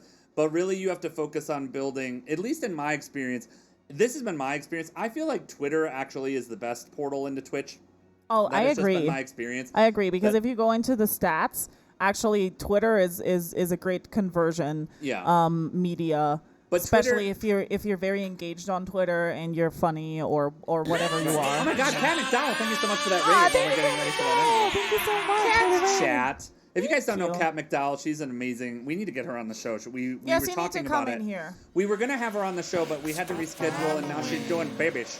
She's got babies. She's making babies. She has babies. She coming. making babies. She's making songs and babies. She's making babies and songs. true. It is Wow, are you songs making and songs babies. and babies at the same time? Because Well, that sounds songs hot. for making babies. It's like you're like writing and you're like, That's very graphic. Yeah, what you're no, doing right she's there. like, she's writing and she's like, Thank you guys so much for all I'm those follows. writing, We appreciate these you are so the much. chords, and this is the lyrics. Wow, I that's a am lot. poor, because that's the song that we wanted to write. And songs and purpose. That's how I'm gonna do the That's next very song. graphic, Sarah. I'm sorry, Kat. I'm sorry. I don't wanna want overstep any boundaries, but you Anyway, you did so come to I this wanna- channel, I so wanna answer the question. thank you So- so much for the raid. So while our guest is Please go getting, follow we're her. on a rain delay with our guest who's Yes. switching his computer right now. We Speak English Good is our guest today, and we'll have him on in just a second. He had to change some tech stuff and was having issues. But you asked me the question: if I was devoting a marketing budget to building my Twitch channel, if you wanna like, what would I be doing? we were talking the first hour about like advertising yourself as a musician Mm-hmm. and what you would do if you are a full-time musician and you don't have a lot of money, and we talked about advertising. Yeah. Now, as a Twitch streamer, you can't really advertise your Twitch stream because Twitch doesn't You have can. It's not advertisement great. for streamers on Twitch. But you can advertise on other platforms Exactly. for Twitch. But that said, it's a difficult thing to try to catch yourself live and do the ad timing and all that stuff. Thank you, Prince Adam, for that. You have to do all that stuff. But really your focus, at least from what I've seen be successful with myself and other streamers, is you have to build up your other social media presences. And if I were going to go in order of what I was trying to promote, Twitch or Hi, Twitter, Adam. as we mentioned, seems Hi, to be guys. the best gateway for whatever reason into Twitch. My experience statistically and seeing what other people are doing, and this has been true for you too, is Twitter seems to be the Twitter best. is a great way. So if you are a streamer and you haven't gone into Twitter and treat Twitter, thank you, Warrior. Obrigada. And you haven't, this is a huge tip. If you have Twitter, but you only post I am going live posts, nobody's going to follow you. Nobody's going to of care course. You need because that's content. boring. You need to treat every single social media platform as their own. Whether you want to drive your audience to a specific platform like Twitch or YouTube or whatever or not, you need to treat every single one as a different platform. Like for example, I use Instagram as like, selfies and narcissistic shit and like, hi, I'm girl with boobies. And that also drives people. On Twitter, it's like, hi, I'm funny and I do dad jokes and your mama jokes and everybody hates it, but people come to Twitch because of it. And YouTube is just all of it, and Twitch is also all of it. But then in order, this is what I'm also saying. In order, TikTok the same thing, In by the order way. for Twitch, this is where I was going because you should probably go Twitter, TikTok, Instagram right now. Those Yes. are really the three. And then if you're going to do Facebook or that kind of thing, you can do that as well. But really, that's probably your order of operations right now. TikTok also has some advertising opportunities on there that you can use. True. That works as well. Oh, we can and then, hear. Okay, we've got typing. So I think got typing. We've got We Speak English Good back. And now Oh, he's the like camera's super different. green. Hold on, now I need to fix it. So Hi. I'll do the best Can you I can. hear us? Can he hear us now? Let's find out. Default green screen. See, his chroma key is very unusual. Like it's a dark. Yeah, I don't think he has. I can't hear you through OBS or through Ninja. Uh-oh. Why? Make sure that you click your settings cog and check your audio device. Yeah. Yes. But Twitter, for whatever reason, seems to be a really good Twitter gateway to is Twitch. awesome. I don't know why that is. Okay. Because there's a lot of streamers output on is Twitter. built in, and I got headphone. Oh. Yeah, you might have headphones as the output that if you're using headphones. So anyway, totally dropped the ball on Twitter. Yeah, and this is the Can't thing. hear you guys. Like That's as a crazy. creative person. Do we have Why the right can't I settings? hear you guys? Yeah, we're Through definitely Ninja. sending out. I can see the. I can try to reconnect and see if that works. Yeah. Hold on. That don't make Hold a on. lick of sense. But I do I think see you us should, sending if you are audio. a streamer, you should go into Twitter because I know there's a lot of drama. If you can't handle it like mentally, I totally understand. I sometimes have to take breaks myself. But Twitter There we go. is. I hear Oh, you. Now hi. we've got you. Hi. Yeah. Balls. That was exciting for Hot Boy Summer, but continue your point. But before Twitter we is move back. something that you should get, especially because there's a lot of other streamers or ex-streamers or viewers that are Ex-streamers. a lot of ex-streamers or just viewers in general. And there's a lot of people who get who will notice you through Twitter, especially if you have a lot of engagement. Of whatever your style is, but just engagement and awesome posts and answering people is just a great way to get noticed on Twitch. We have We Speak Also English showing Good your here. boobs. I Also agree showing with that. just show your Unless Twitter. you're- You unless can you're, show nipples. So Listen, We Speak English Good. My campaigns of doing that have not been very successful. How have yours been? Have your boob campaigns been better? What are your metrics on your boob campaigns? Well, what I've found is the more skin I show, the more of a reaction I get. I guess that's the idea, right? Yeah, of course. That's why it's a hot boy summer. But yeah, I usually get really good results anytime I show any kind of skin, other than like the head down, because I get that. I see everything from here down is just so unflattering. So like same. This is by design that only people can see this much. That's true. That's true. Boobs don't necessarily work, Raina. I agree. It just depends on the boobs. I mean, That's it what we're They depends. do you work. know. Don't lie to them. It worked for you, Raina. Oof! Shots fired right away on this Wow. podcast. The funniest part is Wow. Raina, we could hear her scream from the background Yeah. when you started. She's like, "Go!" And I loved that Yes. so much. Yeah. I was just like, "Yes, that's amazing." So, I mean- for those of you, we didn't get to introduce We Speak English Good because of all the tech stuff. So I actually want to introduce We Speak English Good.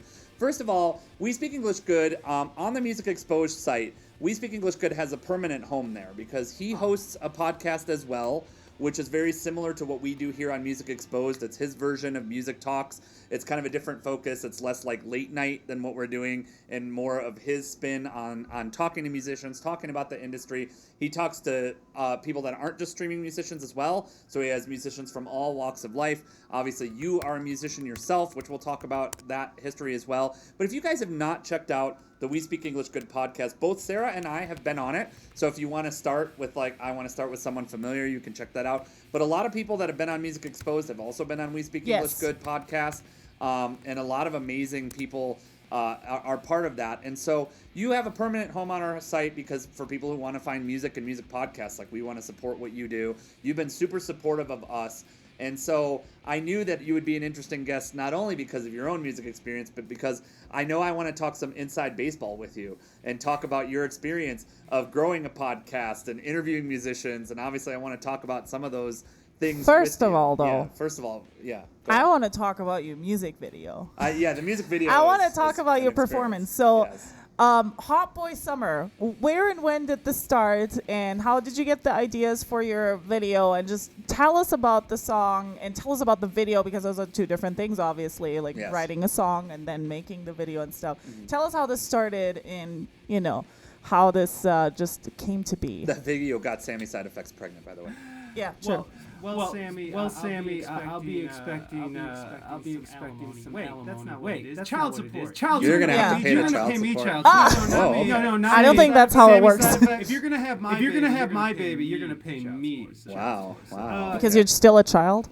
Yes, exactly. Yeah. Oh, okay. I still like my lollies. The Who doesn't? Fixed. Who doesn't? Hey, your favorite today. The whole idea of Hot Boy Summer kind of came up because I kept on seeing, like, at the beginning of summer, I kept on seeing all these hot girl summer posts, and apparently hot girl summer is has been a thing for years, but I am so just out of the loop that I just found out about this year. So I just think it's funny. It's like hot girl summer is like everybody's just like taking pictures of themselves by a pool or something. It's just silly. So the whole idea came to me is just like Hot Boy Summer has to be like the douchiest douchers who exist Yes. on the planet. Yes. Who are just Agreed, like, it's gonna be a Hot Boy Summer, and we're gonna Yes. go out, and the pandemic's over. I'm no longer a super spreader. I can go out and get people pregnant irresponsibly and drink too much of course, and of course. crash my dad's jack. So I love that it's a Hot idea. Boy Summer. So that's where sort of the idea came up, but it all started on the stream because again, it was just like Hot Boy Summer. The song hadn't even been born yet, so I just made like a background that said Hot Boy Summer on it. And then I would just, every week, I would just add some more stuff for me to mess with. So like at first it was like, it was like a douche flute, which I found out douche flutes are what they call the vapes. The vapes. Yeah, the vapes. I love that. I love that term. What the kids are calling That's such a them, great vapes. word, Yes. right? I love it. I Like love a it. great Douche flute. wait, It's amazing. douche flute, so good. It's so good, and like it was so good that I had to put it in the song because someone from chat was like, "Oh, you're smoking a douche flute," and it killed me. It knocked me out. So of course I have my douche flute. I got my muscle milk, and then it started to sort of evolve. But at first it was just like a song title that came to me. So like at the end of like, because I would do this little bit before I would bring on my guests. So all of a sudden I just started singing, "It's gonna be a hot boy summer," and it was really off of Bananarama. It's Cruel Summer, yeah. Cruel Summer. I got that exactly. right away, Exactly. And so like, you know, like I had that song in my head and it just replaced and I just started singing it. So like it started there. So like the seeds were sort of planted. And as the bit sort of evolved, like I went to an EDM concert, and then with my friend Chad and Broadley, and Chad? The hell kind of name Chad is and Chad? Broadly and Chad. CHAHD, and then Broadly is like BROADLEY. Yeah, they're These my are definitely friends. like Jackson, like JAXSON. Yeah, it's like Chad yes, I and love Broadly. this. Chad and Broadly. Yes. They're both SoCal douchewads from Orange County, and you know we went to an EDM concert together, and so again I brought all my stuff. I had like my lifted truck, and now we're in Vegas. Do you have truck like, nuts? Do you have truck nuts? No, I don't. But I will add truck nuts now. Like that is a thing that I'm going to do Just now. making sure. I like if it truck nuts feel like a Hot Boy Summer accessory. Okay. Yeah, totally. I agree. Yes. What's your license plate name? I don't know. Like It should be boy. HB Summer. I mean, that's what. I you think Oh I no, saw it's HPV summer. Playa. Ouch. Okay, Yeah. I don't know that I want. I think that. I saw Playa the other day. Oh yeah. Somebody with the On a license name Playa, and I saw also a Corvette with the license plates. Oh wow! Yes. Yo, I saw a Corvette with the license plate that said "Go to school," and they had everything sort of abbreviated. And I was like, "That's a good one. That's a That's a I good love one. that. yeah, Yes. for sure. Yeah. It's SoCal douchebags. That's Yes, another original. I'm familiar So there with you go. those. There's a whole culture up here where I live in Tahoe that you can look at somebody who's familiar with the area and just go Tahoe, and they'll go Tahoe, which is exactly what you're saying. SoCal douchebag. You're just like, yep, Tahoe. There it is, right there in front of your face. There it is. So Yeah. I want to talk about We Speak English Good. So first of all, and maybe you've told the story on your stream before, but for people who don't know you here, you host a podcast. You've been doing it for a really long time. You have a lot of episodes of it. And so why did you start a podcast, and what made you want to talk to other musicians? Was there some sort of specific inspiration or specific question that you're like, I really want to interview other musicians or talk about these specific issues? Or was it just something that you were always interested in and you're like, I'm going to do this? How did the podcast start? Well, I was a fan of podcasts for a long, long time. Like I started listening to Mark Maron's podcast, WTF, for like years and years. So I really enjoyed podcasts. I love the format, and I used to be in a band called the Concrete Project that we used to get together 2 days a week, but we never really practiced that much or wrote music. We more or less like hung out and like smoked weed and drank beers and made stupid jokes and made each other laugh. Like disciplined bands do. Yeah. That's Exactly. That's why out of the 4 years we were together, we have one album to show for it. Yeah, of course. There you go. That's how it goes. Actually, in their like 12-year stint, because I was later on in the band, they have 2 albums. So okay, yeah. This is the kind of band that I love them. They're all still like brothers to me, and I still podcast with them, and I still do business. One of the MCs is now a sponsor of the show because he has a embroidery company, and he actually made this hat, and it was very poignant. Oh dear God, there goes the Xbox. Oh Jesus no, not the Christ! Xbox. Oh no! Twitch is gonna be so. Oh, here we go. What? That's hilarious. Yeah. So Yes. this was going on like, so he sent me a couple of those last year. To just sort of, to be more divisive and shit. It's because that's Yeah, of course. Controversy works. Of course, Hey, yes. controversy sells. That's the thing. It's It true. does. But unfortunately, it can also bite you in the ass. And it's True. actually It can. what happened last night. And I know I'm veering away from your question, and I'll circle back. But I actually want to. Yeah, please. I actually want to cover this because I think it's a really important. And it Cover does, this. News, we speak Cover. English good. Now with coverage, we speak English good. So like yesterday, we were supposed to do a sound check, and it totally slipped my mind, and it wasn't because I'm an irresponsible asshole, which kind of am. So he says. So I say, but I had a conversation, and I'm actually curious to ask you guys if you guys ever had a conversation or interviewed anybody where it left you like really inside your head. It really left you stuck, really left you thinking about some really deep things, like some really deep meaning shit. Yeah, for sure. Yes. For sure. I mean, I have been seriously just in my own head since yesterday. I couldn't go to sleep until 3 a.m. last night, and then my son wakes me up at 6 because he's an asshole. And then Stupid kids. Look, I love my son, but he is full of energy, and Of course. he's healthy. He's healthy, so that's all. He's That is. having a hot boy summer. He's That's what having doing the right hottest now. boy summer. Let me tell Yeah, you. that's right. He had summer camp last week, and he was shooting arrows and shit. He is doing it huge. But so I had this conversation with this artist yesterday named Lyrical Genius, and if anybody was in chat yesterday, you'll know what I'm talking about, because we had this really interesting question. We had this really interesting and intense conversation about race. LG is an African American woman who's based out of Los Angeles, and she's doing really well with her music. But she has really her music is very politically driven, and Nice. when I go and talk to somebody, I don't usually care about where they got their band name, or like how did the band meet, or like Same. nothing against nothing against that, because I still rely on those sort of simple questions to sort of establish a connection. But Yeah, of course. but I'm really looking for a real conversation about real shit, because musicians, I feel like artists and musicians these days are being told to shut the fuck up. Yes. Whereas artists and musicians, if you look through history, especially in America, artists and musicians have always worked hand in hand with any social, progressive social movements. And so to say that we don't have a dog in this fight is completely disingenuous and ridiculous, because 100%.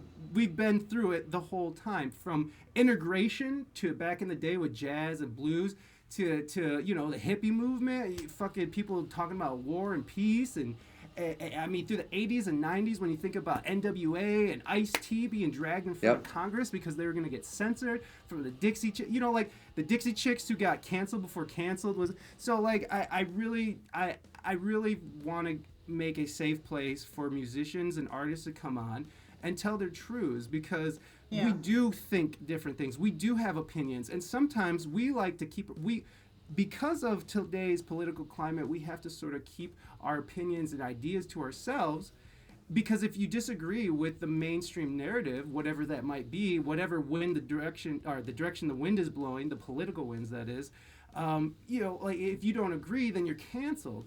And so like I want to make this safe space. So And if you want to listen to the most depressing interview of your life, just go listen to the silence noise on We Speak English Good, because then afterwards you might want to eat some razor blades or something. Anyway, so yes. Razor blades. Thank you for that interjection, but I would beg to differ. I had a wonderful conversation with the silence noise, and it's a talk about death, and a lot of times I end this show by reminding you that you're all gonna die. I do this on this show. Yeah. It's a common thing that I do, and I don't actually do that to be negative. I do that because I think it's really important for people to keep their death in perspective. It's something that most people don't think a lot about enough. But anywho, getting back to it. So continue your point. So you're having this conversation yesterday. Just to touch on that, if we were always concerned about our deaths, we would never get anything done. I don't know how you get anything done if you're always thinking about how you're going to die. So most people have to put that idea out of their head just to function daily. So I see why people aren't fixated on their own demise.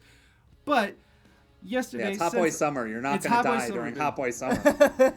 Nobody's going to die in Hot The Boy forest Summer. Fires are not killing you. The heat wave in the Pacific Northwest will never do damage to you. You know, you're good. Hot Boy Summer is. But just also, hot. you can look at it from the different angle of that you are going to die, so make the best of it. You know. Yeah, and we talked about that a lot. Yeah, we talked about that a lot on the episode, and I know I make a joke about it, but that was actually kind of the end game of the conversation. Was me looking around at this is the short version, me looking around at my life and looking around at what I was doing and looking around at the fact that I lost my whole family within about 5 years of each other and saying like, wow, in a few years, nobody's going to remember anybody else in my family and none of them accomplished anything that's going to be anything other than something that's meaningful to me or to other people. And so I looked at that, and that was a big thing that got me off my ass and was going like, all right, you know, I talk about this with Sarah often, and I'm hijacking this topic a bit, but I think it's important to say, because we don't talk about this a lot on this show, when I talk with Sarah and say, like, eventually, you know, I like the mantra that there's two deaths, the time you die and then the last time somebody remembers you. Those are the two deaths. And I think that your impact is really in between those two things of, like, who remembers you and how they remember you and how you treated people and how your relationships were. And for my family, which was a difficult family, and I had a lot of difficulties growing up and things like that, it makes me very sad to think about that. And it also made me think about my own life and go, yes, I've done a lot of things and I've accomplished professional things and I was happy with that. But I had walked away from music for 10 years and I'm like, this is a terrible decision, because I feel like those expressions of art and exactly what you're talking about, trying to say something, actually saying something is what matters, so that someone can listen to that later and realize what the point was. And again, I know you want to listen to a very long-winded conversation about this, go listen to me on We Speak English Good. I do think it was a good conversation. I just think that I joke that it's depressing because so much of it is of talking about death. But this is the reality. But this is our reality, and that's why I think it's so important for us to tell our truths in that manner, because this is the reality. And if people want to know you as an artist, you telling them how you came up with the name, your band name, or how you like just these insignificant moments doesn't tell you who this artist is and where their inspiration and motivation to create comes from. And you come from a place of death, and you can hear it in your music. You can. It's definitely dark, godlike. He's music. like, your music makes me want to die. Yeah, I mean, but in the best way possible. But in the best kind of death. In the best, just the type of death where you fall asleep and you never wake up. Just die peacefully in bed. Next to your loved one. The peaceful That's what death, the silence noise is. But it is. I'm clipping that. Thank you. Of course. But death is the great motivator, right? Like death is. If it wasn't for the finale that we all know that's coming, why are we doing anything? If we knew we were never going to die, would we ever accomplish anything? I mean, we'd just be like walking around as, I don't even know what we'd be. We certainly wouldn't have a bunch of highways and the internet and shit. We'd just be running around fucking each other and just like eating plentifully and just being fat gelatin. I don't even know where that goes. But there's nothing to motivate you if there's no final act, right? There's just nothing to motivate you. So, death is that great motivator that keeps us pushing towards the next thing. Yeah. I certainly don't. I have wasted so many years of my life just drinking and drugging and being worthless that now I feel like I'm working on borrowed time.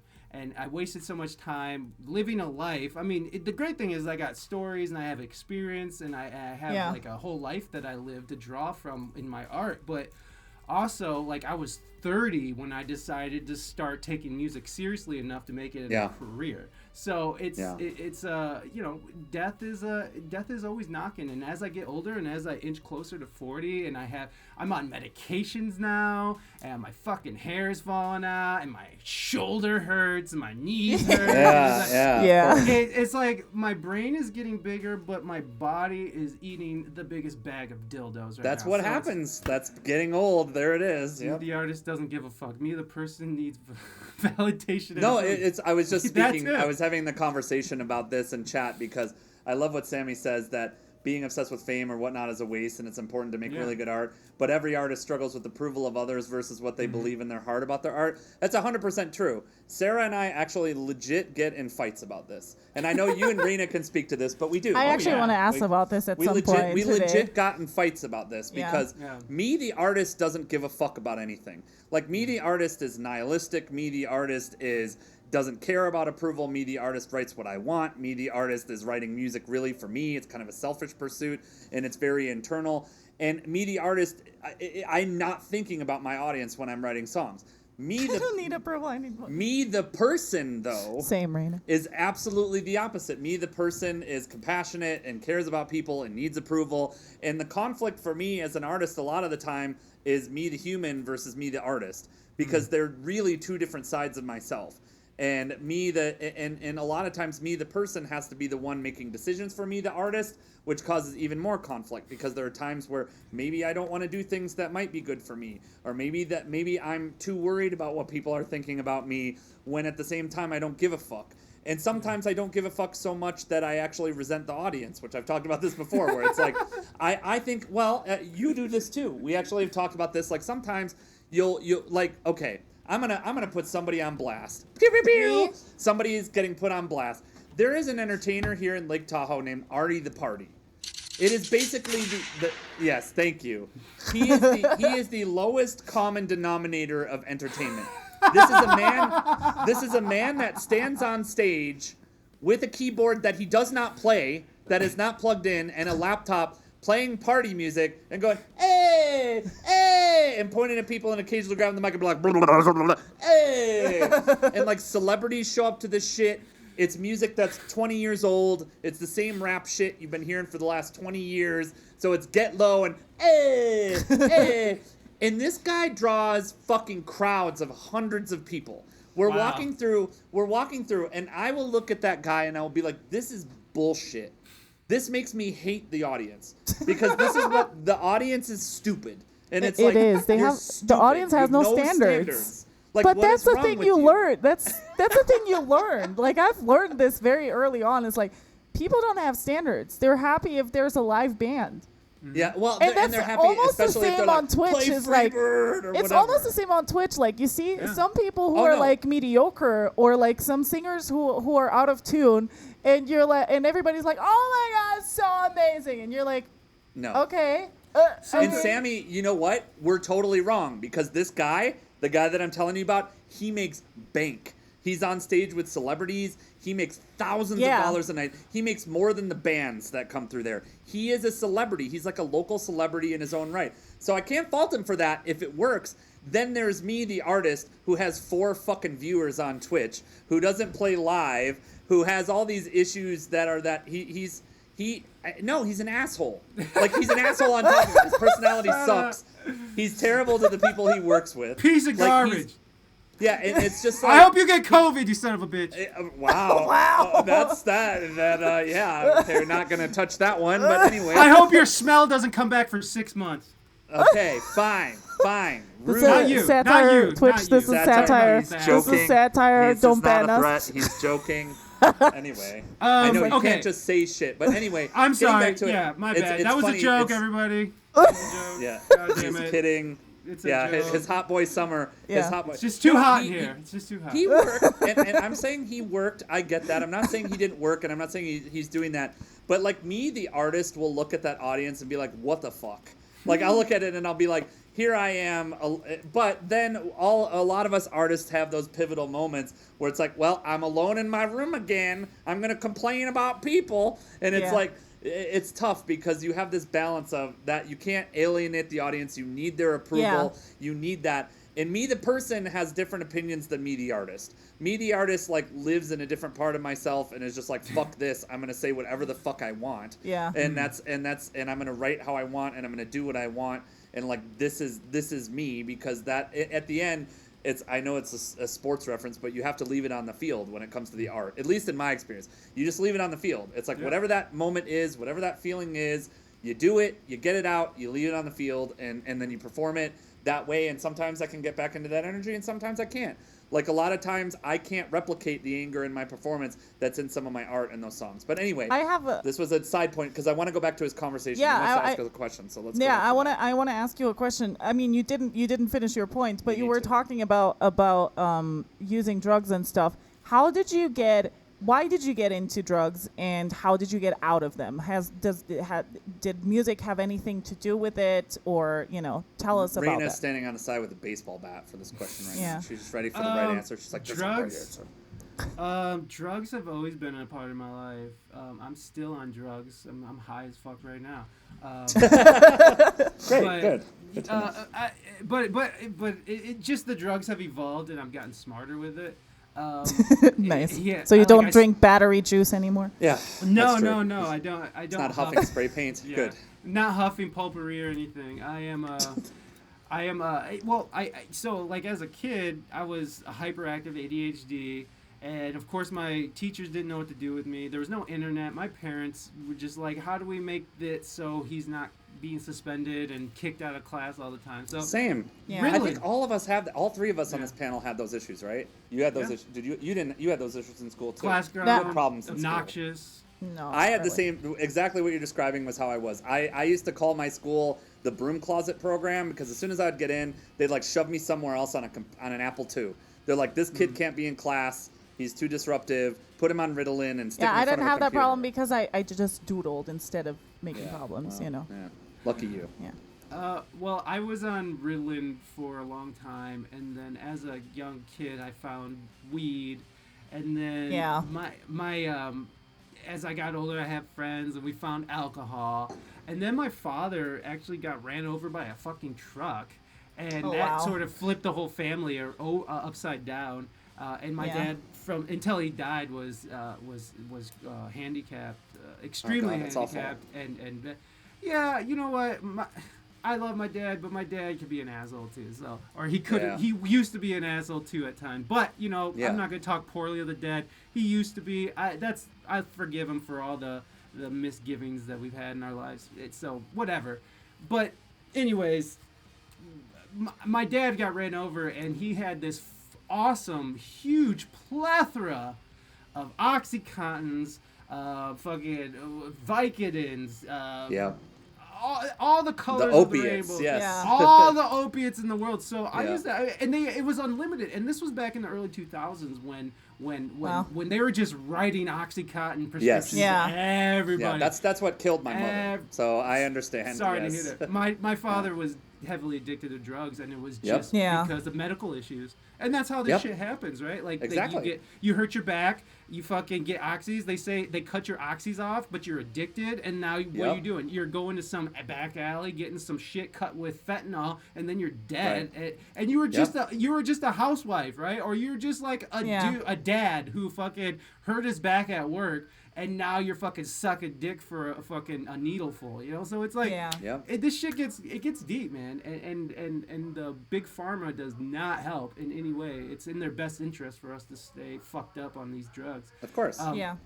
But in any case, that started sort of my opiate addiction, and then sort of as I got more and more into drugs, I started using needles, and like I was shooting up Yeah. cocaine. Like the first thing I ever shot up was cocaine, which I'm not trying to say drugs are awesome, but the first time I ever shot up cocaine, I felt my dick so hard that I couldn't even describe to you. It was just like crazy. But again, I don't want you guys. Music exposed. My dick was so hard. I could feel my dick nuts. so hard. Yeah, I shot crack too. It didn't work out that great. You're supposed to Yeah. use like vinegar or lemon juice to separate the crack or something, but I didn't do that right. Anyways, I started playing with needles, and then I moved to California because instead of quitting drugs, I ran away from my problems. And so All right, Kat McDowell, thank you for lurking in this conversation and bringing your She's like, audience I gotta to this. She's like, I'm out of this shit. I'm sorry, Kat. We love you, We're Kat, and your sorry. Love community you, is Kat. amazing. Love you. We're sorry. Yes. Little cat Anyway, baby, I'm sorry for talking so Continue. bad. We love you. No, this is good. I think, okay, just like you, we do the same thing. That is why this show is called Yeah. Music Exposed, because I want to hear these stories. I don't feel like people talk enough about this Yeah. shit. Like, and I that's think why- there's so much judgment that people don't want to talk about I it, think or you like have ask to. questions about it because it's like, oh, it's drugs, or oh, it's Well, you you know, have to you talk guys- about this whatever. shit. Do you guys criminal want to know the law. artist? You gotta know Yeah. the artist? Do you want to know the Yeah. person behind the Yeah, art? exactly. Well, here it is, Yeah. bitch. Yeah. Here Yeah. it is. The And naked fucking- truth, bitches. The naked fucking truth is that I fucking Maybe grew up- that's why I'm so miserable, because I never did drugs. Maybe that's why I'm the way I No, am. we're not going down that road. I'm just saying, like, I never did that, so maybe that's why it was maybe different just not for the me. right kind of drugs. Maybe That's just true. not the right kind. I don't do. I have no interest in that because I come from a family of addicts, so Yeah. there's not a chance. I understand. I would be addicted instantly. I really believe that shit's genetic, and I believe for me, Yeah, me like too. my entire Still fucking- miserable with or without them. my Yeah, see? entire family is a family of addicts, which is what kept me away from them. Even though I'm like, it sounds fun, but no, No. Are you Anyway, drinking? continue. Are you drinking alcohol right now? By the chance? not very often. I'll have No, drinks. like right this second. Oh no, I'm drinking coffee right this second. Okay. He's No, a because clean boy. I do see you guys drinking quite often on your streams, so I just wanted to take a moment to say that Silence Noise isn't addicted to drugs, but he certainly drinks plenty. So you know you can live in your but okay. you can live in your little fantasy land, but you do Yes, do that's drugs. me. You do Yeah. drugs. You Yeah, even I mean, coffee. yeah. Coffee doesn't? is a drug as well. Of course, Anything yes. that anything that you have enough of that and you don't have it in your system and it gives you like a headache or you feel terrible or it can kill you, that means you're addicted. Like my mom Yeah. had Yes. the same conversation. Like my mom's like, I'm not on drugs. Don't tell me shit. I'm like, Mom, if you skip your coffee in the morning, how are you gonna feel by noon? I'm gonna be tired and have a headache. You're addicted to fucking drugs, Mom. Yeah, Get I on my am face. totally. I'm totally addicted to. I had addiction too with to heavy drugs, but yeah, I'm now. What kind of heavy I'm totally. drugs? I used to do what's it? They're all like German names, but like Say it in things like German. Valium and stuff, like things that Oh. calm you down, like you know. Oh, like um, Xanax and Valium. Yeah, and things like Klonopin. that, and oh, those are yeah. fun.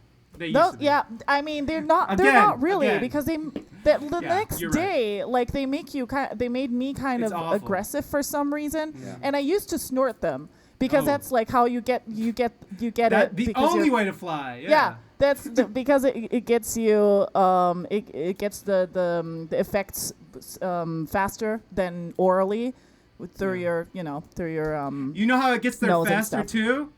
Through your veins. Yeah, I used to take Valium and fucking Xanax and shit. Look, I don't want anybody thinking I'm glorifying this shit. It was a horribly dark time, and as I'm using drugs and abusing my body, I was suffering from all these things I had no idea that I was suffering from. Yeah. And Of when I course. did end up getting off drugs, and you asked how I got off drugs. Well, my wife, Raina Mystique, who's been a very important part of my life, and getting to this point in my life, which I'm so forever thankful to my wife, my beautiful Maud, my partner in crime.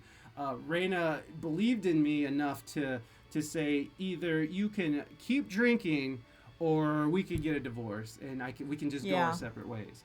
And I chose that sweet ass. I mean, it's a sweet ass. Yeah. Have you guys Nice. seen that ass? It's a sweet ass. So I'm not privy to talk about another man's wife on Music Exposed. You keep So that is ass it- to yourself, friend. So wait, is it weird then when you see your girlfriend with her ass out and her boobs? Yes, absolutely it is. I talk about this all the time. It fucking is. Of course it is. Yes. Yes, Well, it is. I feel your Let's pain talk about a little that. bit. Yeah, sure. It's 'Cause- definitely. I've brought this up a lot. It's like not only do I have to deal with the weirdness and awkwardness of that shit, I have to deal with when people say shit to me all the time too. Like I don't know if you get the degree to which I do because I'm on Sarah's stream a lot or she's on my stream a lot and we've started doing pair shit. But people will walk up and say horrible shit to me, and it's just like, Like, oh, okay. Because, Yo, you know, Sarah's Sarah tits are does stuff. dynamite, bro. No, not shit like that. That shit, whatever. I can ignore it. But no, much meaner and more personal than that. Yeah. Much Yeah. meaner and more personal than that. Yeah, there has been actually people that are your friends have been like, oh, she's only with you because of your sense of humor, or like I don't yeah, even people know why straight she up- is with you. people Like straight why up would call a me, woman like that be with a with guy you. like you? Like Yep. that you got that a lot in the beginning of our relationship. Yeah, Yeah, people flat out call me ugly all the time. It's a Yeah. thing. Yeah. The internet Anyway. is full of fun, right? Isn't Yeah. This is the life we chose, though. So we also got to remember that we put ourselves here. Not that we deserve to be shit on. I don't know that I chose this life, but I ended up here.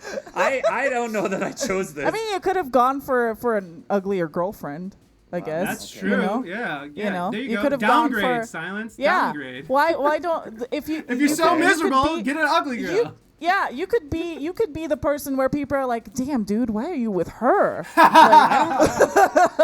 No, I used to make a How joke. did she get you? Listen, I've already made this joke before, and I've talked about this on stream. But I've dated a lot of women, yes, and I've had a lot of regular relationships, but all of them had the same name, and my ex-girlfriend's name is What's Wrong with Your Girlfriend? So that was my ex-girlfriend's name.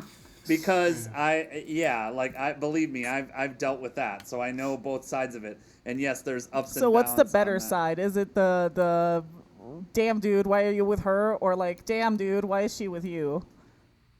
Man, I don't think there's a good answer to that question. They both suck for different reasons. Yeah. Because at least, I guess, you know what's fine about What's Wrong with Your Girlfriend? It doesn't really reflect that much on me. It reflects on them. They're normally like, why is your girlfriend such a bitch? Like, that's basically what they're saying. Like, and I got that. And that's less on me and more people asking me what my decision is. Whereas, why is she with you is definitely just a straight up attack on me. Like, you're too ugly, you're too stupid, you're whatever. Like, that's totally different. I have a question for. We need to get to his point though too, but I want to talk about this. I want to talk about this though a little bit more because Reina, when she was here, she talked about this. Like, you guys sometimes fight about the studio and who is using the studio when, and I want to know, like, do you guys sometimes fight about like your music journeys because you're both musicians? Do you sometimes fight about things that you don't agree on? Or, you know, things like using the studio, or like one gets more recognition than the other, or who is doing more work for the success, or, you know what I mean? Like, do you ever have disagreements and fight about things that are related to each of your music? Yes. So. Click, thanks so much for that raid. We appreciate you. Hey, welcome Raiders, welcome in. It is I, the guy over here on the couch. Hot Boy Summer. Yes, Thank you for being. It is a Hot Boy Summer, now available on all streaming platforms. Yes. Reina, and so towards the beginning of our relationship, when we first started writing music, and then as that developed, I had a hard time separating art from wife and like those duties. So like it was mostly me. And because, like, when Reina started her own band, I didn't realize or understand, or at least understand our arrangement, because she had an idea of what it was, and I had a different idea. And it is her name, it's her face, it's, you know, like, she writes a lot of her own music, and I help write some of the music for it, but she writes all her own words and stuff. But yeah, it's like, I mean, I would act like a baby in front of, like, the bandmates. I'd be like, no, I think it should go like this. It's like, so, yeah, no, it was very pathetic, I think. It was like, and especially, like, after I got sober, because after I got sober, I was just, like, a mess of a human being, because all the problems and troubles that I was trying to avoid just bubbled right back up when there was no more alcohol or drugs to sort of they don't get suppressed anymore. Yeah. No, so, like, I was just a mess. And plus we had a baby, and my dad died, and my hair was falling out, I turned 30, the whole thing. It all happened sort of at once. So, like, I was not a great person to deal with. And again, I gotta give much love to my wife, who fucking stuck with me through all these terrible times. Aw, claps in chat for Reina. Hey, yeah, claps in chat. Hey, there you go. That's for you, baby. That's for you, baby. But no, like. There you go. Classic shit. But we were able to, as time went on, and as we sort of started, I was getting a handle on myself, and I was growing up and not acting like a fucking child. I started to be able to separate those two, and you know, like, because we had to come to an agreement, and we had to stick to it. And it's like, hey, this is my band, this is my face, this is like, you know, my music. You're in my band. If you don't want to be a part of my band, then I will find someone else. And, you know, like, it just took a long time for me to really understand that. And so as we got, as we went on with our career together, we started working together a lot better. Once I was able to be like, this is Raina, this is her project. Once I was able to be like, this is Raina Mystique's project, not Raina my wife's project. Yeah. Like, this is Raina Mystique's project, and I look at it like I'm a hired gun, like I usually am. It changed the game. And even with the podcast, she used to be on a lot. Well, she still is on a lot, but she used to be on back in the day. And there's some like podcasts out there where I'm actually being an asshole to her, which I'm so ashamed of and just completely embarrassed by. But I leave that shit up there because you guys mentioned I have a lot of episodes. I have like 300, almost 350. Right, Yeah. you've been doing now. this for a long Crazy. time, yeah. And like, so this has chronicled my journey from like basically sobriety to right now.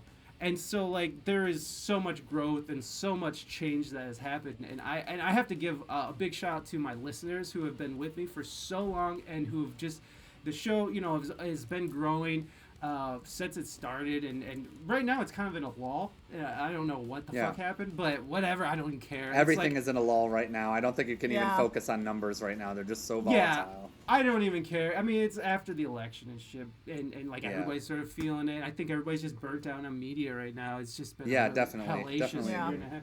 But like with the podcast, even I would, when she would come on my show, I would still do this like husband wife thing, and it would be borderline abusive, like fucking on air, and then like there was definitely like verbal rudeness that I would give to my wife, and she dealt with a lot of shit. I'm not trying to say I was beating the shit out of my wife or anything, but I was really rude to her. Yeah. And like there was times where I resented her for dumb things that were my own shit. So like it took a lot of growing up, and she put up with a lot of shit, and so much love to her. But yeah, we figured it out, and even with the podcast now, like I'm able to have her on and separate her as like my wife, and now we can come on and have like really good conversations and like actually talk about things like we're just sort of coworkers and not wife and husband. And I think that separation has been so important. As for like being jealous of her success, like her success is my success is her success. I could give a fuck less who fucking makes who hits first, but it's fine. Like however we could get by and make money off of doing what we love and creating stuff, I don't care. Like I just want us both to be happy and with what we're producing and making. And so it's really just come down to like now we're basically autonomous because we wrote together a lot, and then I started playing out in different bands and getting hired to do different things. So now we're sort of autonomous artists who work together and collaborate sometimes. And and I just need more cash for wigs. That's right. And that's true. I'm with you. Right, Need more so- accessories for Hot Boy Summer. Exactly. That's true. It's not hot unless you're fucking. Unless you have a wig. Unless I you have a agree. wig. Wigs And are hot. I'm sweating really profusely. Yeah.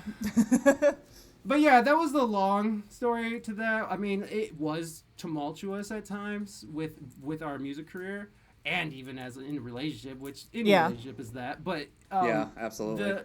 But now we're at a place that's really comfortable, and I love it. I love that she started playing ukulele on her own. Well, she stole my ukulele and then started playing it. Nice. It was my birthday present from my sister, and she was just like, "Oh, I'm gonna start playing this," and now it's hers, and now she refers to it as her ukulele, which is fine. I like the uke, but I'm not gonna sit there for hours and crack out on it like I would, a synth or something. So whatever, get out here with your ukulele. But she was a singer, and she had it in her mind that she was just gonna sing. But she started learning an instrument at like 30. You know what I'm saying? Yeah, So like I understand that. That's amazing to me that she was able to do that. And now she writes mostly all her own music. And now she's just like such a prolific writer, and she just has such a great ear for melody. She's always had this unique approach to melody that I've always just absolutely adored. But now I'm starting to gush. So anyways, we're cool. Now let's get back to the We're hard cool now. topic. Let's get back to yesterday's interview, Yes. the sound check. Oh my God. So you're having this interview and you're talking about race. So where are we going? So okay, so So my guest is a very intelligent, educated woman. She's a rapper, producer. She's like a prodigious rapper, actually. She's been writing and producing music since she was like 4. So like she's smart as a whip. And we started talking about race relations, and she said we were talking about the George Floyd incident, and I happened to mention that George Floyd. Well, I was like, well, he was a criminal, and that's why he sort of ended up in his position he was in.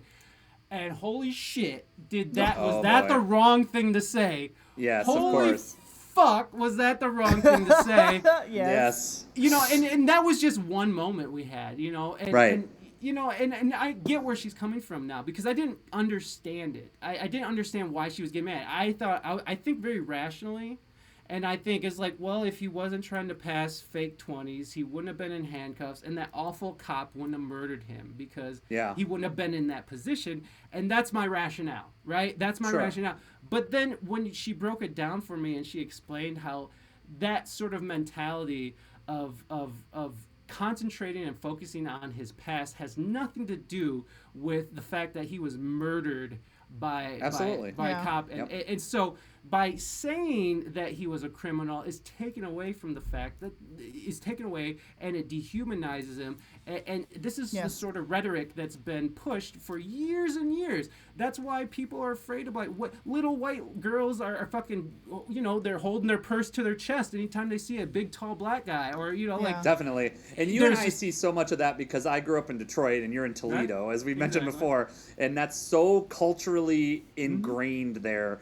Like, whenever anybody talks about that term, like institutional racism or cultural racism, I'm like, to me, Detroit is ground zero of that. There is literally a line in Detroit, 8 Mile, the dividing line between, you know, the whites and the blacks. Like, I grew up in that. So it's just like, there is no more institutional racism anywhere in the world than in Detroit like that. So it's amazing to me. South Chicago. I mean, Baltimore. Exactly. All of these Gary to Chicago. You know, like, I made a bunch of different points that, you know, it makes sense to me why she was so mad. And she even said that she was offended and she was getting mad. But what ended up happening, it ended up coming out in the conversation. You know, we were talking about black on black crime, and she got real mad about that. And I didn't even bring it up. Cartagena. Space Bacon, thank you so much for that. Space Bacon. Thank you very much. Thank you very much. I'm Dracula for some reason. Oh, no, that's yes. It's unfortunate you're spending months. Thank you. So, you know, I didn't even mention black on black crime. It came from chat, and she was so livid. And she was like, if you're not black and from the hood, then you have nothing to say about this, which I don't necessarily... I do agree with that, because I did grow up in the hood as well. Not my whole life, but I mean, it was like it was a very small time in the hood, but I got a good taste of it. And then in the suburbs, and I've also lived in the fucking country with fucking weirdo fucking, you know, like I've had a very different. I've had a whole array of different lifestyles I've lived, and you know, I was doing the whole, like, I'm half Mexican, my wife is black, and my son is black, and I grew up in the hood, and, like, I was doing all these things that people do when they're put on the spot and they're being called out. And there are some things that I totally agreed with her, and there's still some things I don't agree with her on. Of course. But I felt what it was like to be sort of canceled and be called, like, basically a racist. She was basically totally giving me. She was definitely dig after dig after dig, and that was fine. I took it. I interrupted her. I told her, you know, you're kind of being loud, which you don't say that to a black woman. I just want to let you know that, which I know that for a fact. Here's the thing: I know these things because I am in a relationship, because I've had this interaction with the black community and the Mexican community. I'm half Mexican. Like, I grew up with my Mexican side of the family. So I did all these things that I cringe about when I'm listening to people talk about these things. And I feel like if I would have had a little bit more composure and I wasn't put off by the fact that I kind of want to watch this episode. Yeah, we'll have to watch it. Yeah, I want to watch it. Really cringy. I want to watch it for the drama. I'm putting it out, though. But let me tell you, like, the thing is that we were able to talk about these moments. and we were able to have this moment where she was offended. And Yeah. again, it did come out that she just recently had a viral video called YBM, which I suggest anybody go out and look. It's Lyrical Genius YBM. Go watch this video. It's fucking incredible. I'm a big fan too. Like, that's what the shitty thing is that I'm having this like social, very awkward and uncomfortable conversation with someone I truly, truly admire as an artist. And so I wish I would have handled it better. But I'm not going to hide from my ignorance. I'm not going to hide from my I'm not going to cut anything out of that conversation. That conversation is up. I'm going to put it out. And because the thing was, at the end of this, we were both laughing. We were both able to have a civil conversation, have this discourse. We were both being loud. We were both, really passionate about what we were saying. But at the end of it, we were able to smile and laugh. And she's like, look, I appreciate unity. I want people to get along. And, she's like, I have friends who are white. I have friends who are black. I have friends who are Asian. Like, unity is what I want. And these conversations need to happen. And I think that, and I agree. And the problem is that we're not allowed to have these conversations in today's political climate because we're all in fear of being shut down, which I think is ridiculous, because I know for a fact that there are people reached out to me afterwards, were like, I got a lot out of this conversation, or the opposite, was like, she was talking dude. She was talking out her ass, or I'm an asshole. So like, I got different reactions from it. But the best thing about it is that we were able to have this really intense conversation and learn. Like, I was able to learn her perspective. I was able to learn how not to be an asshole when talking about these subjects that maybe I some people say I don't have the right to talk about, but I think that's ridiculous, because I agree. I have a black son, and so I am worried. I am worried about his safety, and I do want to know about as much as I can to know, so I can raise a fucking responsible human being who's going to be adding to society and not just be an asshole out there. So like, of course, this is very important to me. This subject is very important to me, and so is censorship. And so like, and these things sort of go hand in hand, because if you can't talk about these subjects, nothing's going to get done. Like I always say this: how are you going to break barriers by putting up barriers? Like, I don't know how that's done. That doesn't make sense to me. It's the antithesis of a conversation, of a debate. And the problem is that she could have easily ended that conversation and said, I don't like this, I feel like you're aggressive, or said whatever it is, and just bounced, right? Yeah. Right, but exactly. She stuck with it. And the thing is, she like I said, she just had this viral video called YBM, which is very black power oriented, and I absolutely love it. But she's had to deal, for the last 3 weeks, she's had to deal with the comment section on YouTube. Oh, God, I can only imagine, So she even said, she was like, look, I've been dealing with this kind of shit for weeks now.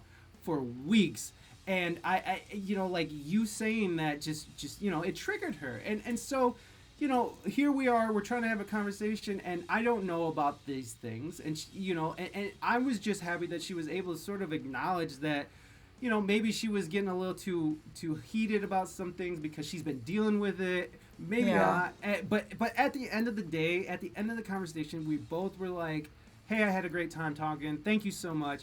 The thing is, after I was done with that conversation, I was so emotionally drained. I felt like such a piece of shit. Because I did offend her. Like, I am sorry that I offended her. I'm not sorry for having a viewpoint that might not align with hers. And now that she's explained it to me, and even my wife had to sort of explain it to me as well afterwards. Sure.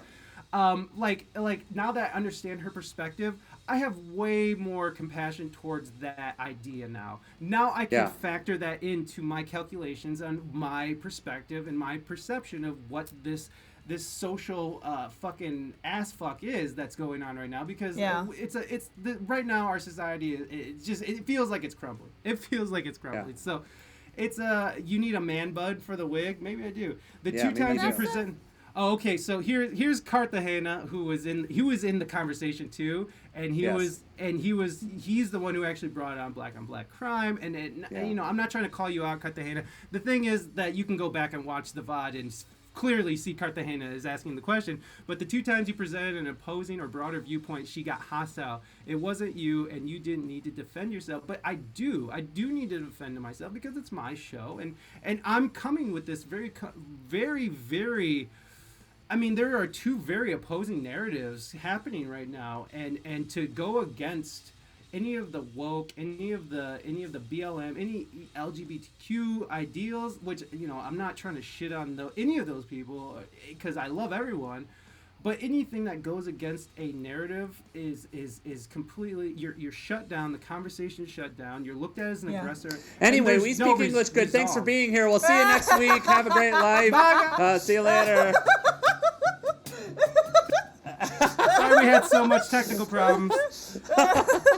Anyway, continue. I think that's important, though. I think what you said, it's important to have the conversation because I feel like those conversations are being had on Twitter a lot. Mm-hmm. Yeah. And those aren't conversations. Twitter is the worst platform for that. Those aren't conversations because it's just blank statements thrown at each other without any explanation. You can't really explain because like huge discussions that you can't just type so much on Twitter.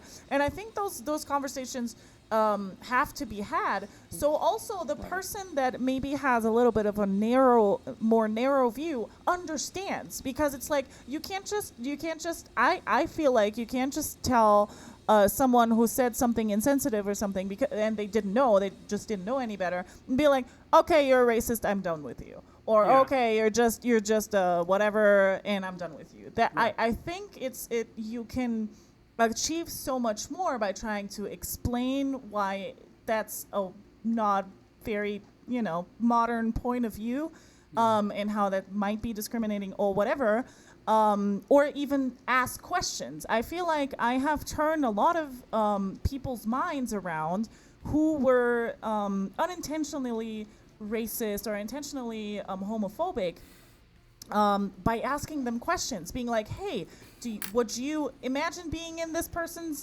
I'm sorry. Fair enough. Fair enough. Imagine being in this person's shoes, or would you say the same thing about this person? How is this different? How is this situation different from this other situation? And things like that. I feel like making people think for themselves and come up with their own answers kind of makes people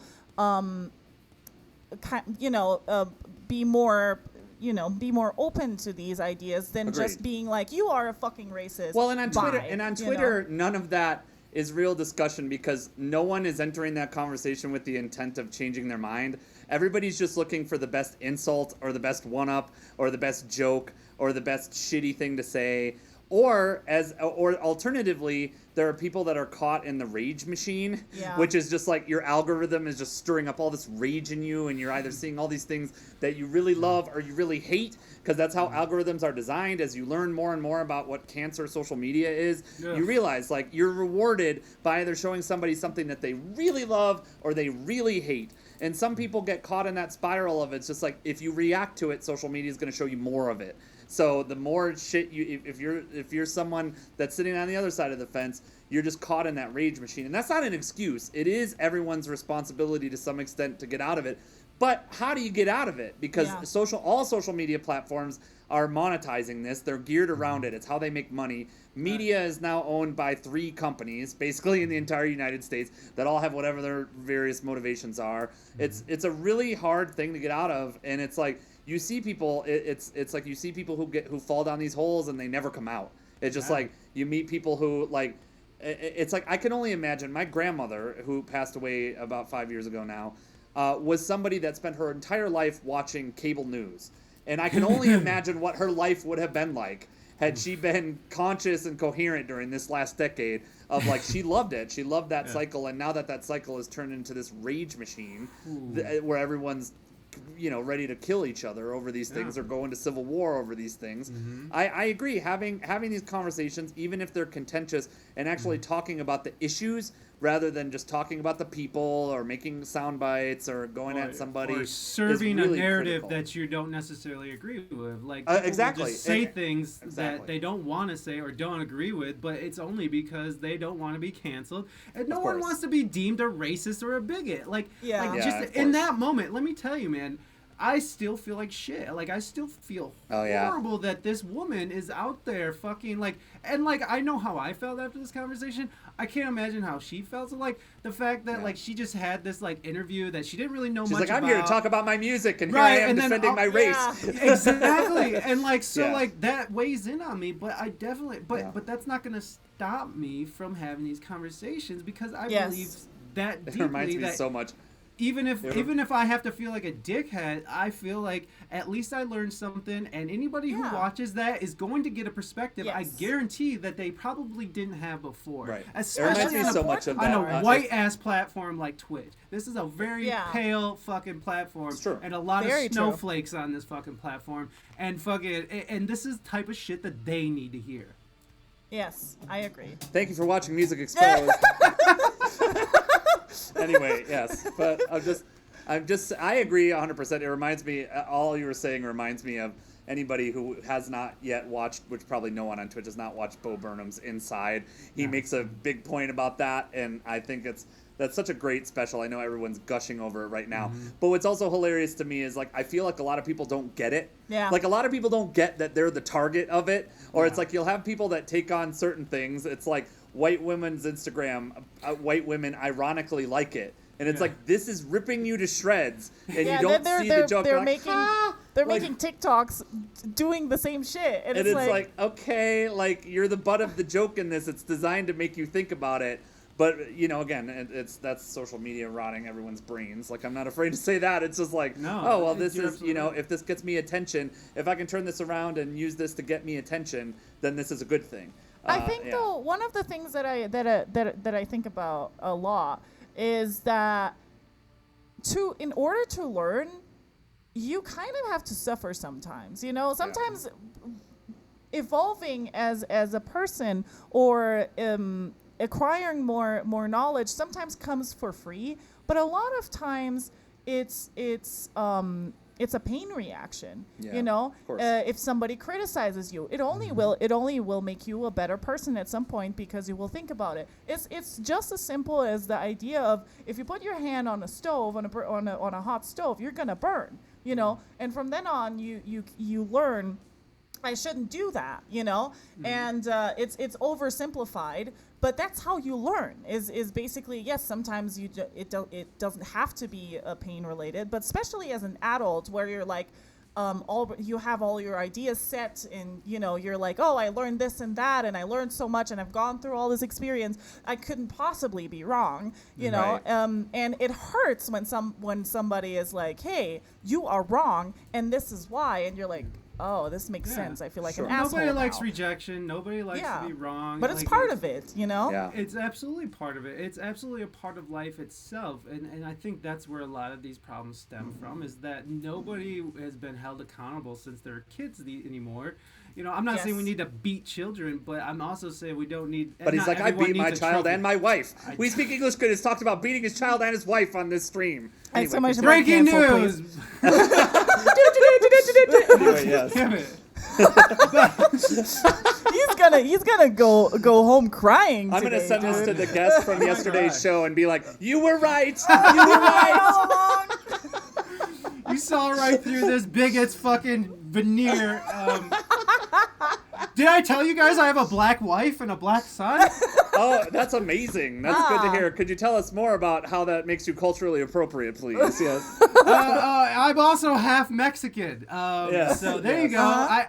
There's I joke, but there is a social currency to this, and that's the thing that nobody wants to talk about, and that's the one thing that she even talked about last night, was how there's discrimination within certain race groups, even within the black. Of course. Oh yeah, 100%. And there's discrimination in lighter skinned Latinos. Yes. It goes all the way. So it's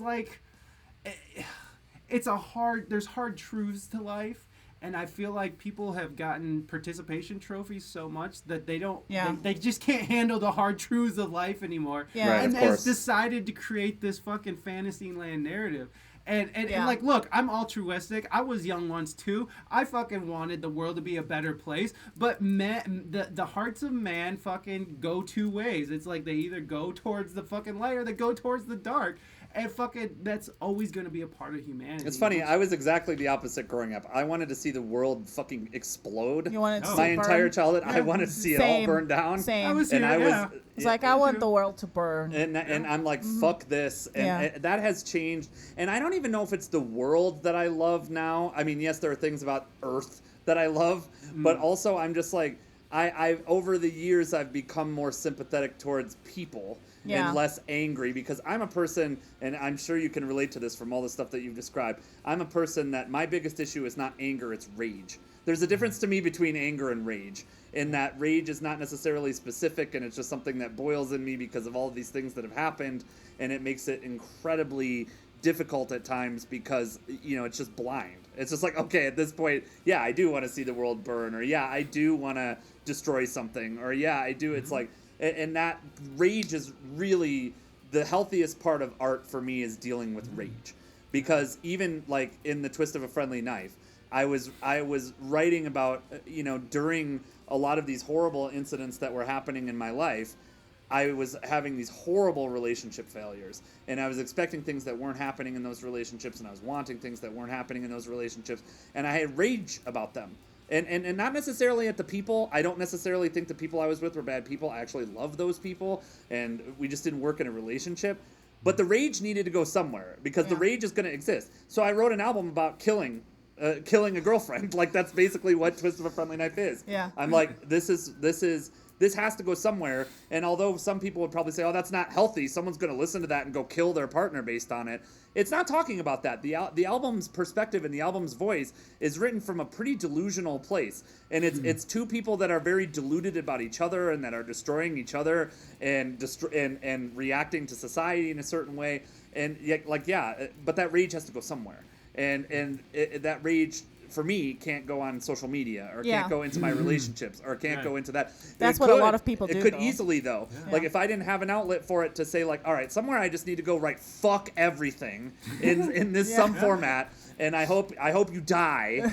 Like, you know, it's like, I get that feeling so tangibly, because if it's not expressed, then it's a cancer, and you carry it, and it becomes weight, and it gets worse, and then it's showing up in inappropriate places.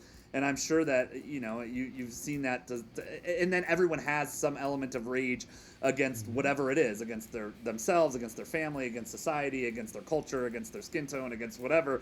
Like, this is where, as you, going back to your original point, that art is so important to have somewhere to express that shit. And say, like, okay, it's safe to express this in a song because it's a song. And anybody that's attacking that shit doesn't understand the purpose of the art, or doesn't understand the purpose of the visuals, or doesn't, you know, any of those things. So, yeah, I think that's just an important thing to be thinking about. Nice rage emote. Yes, I appreciate that. And that's where censorship comes involved, you know? Yeah. Like, fucking, and that's why they fucking pulled, you know, NWA and Ice-T out in front of Congress, because these men were talking truth to power, and power doesn't like that. And and in the name of what, profanity or something, they wanted to fucking say that they needed to be censored and shit.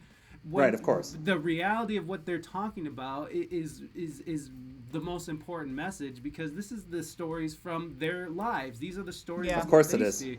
And so to censor that is like you're basically shutting down. You're shutting down another form of information that people can absorb.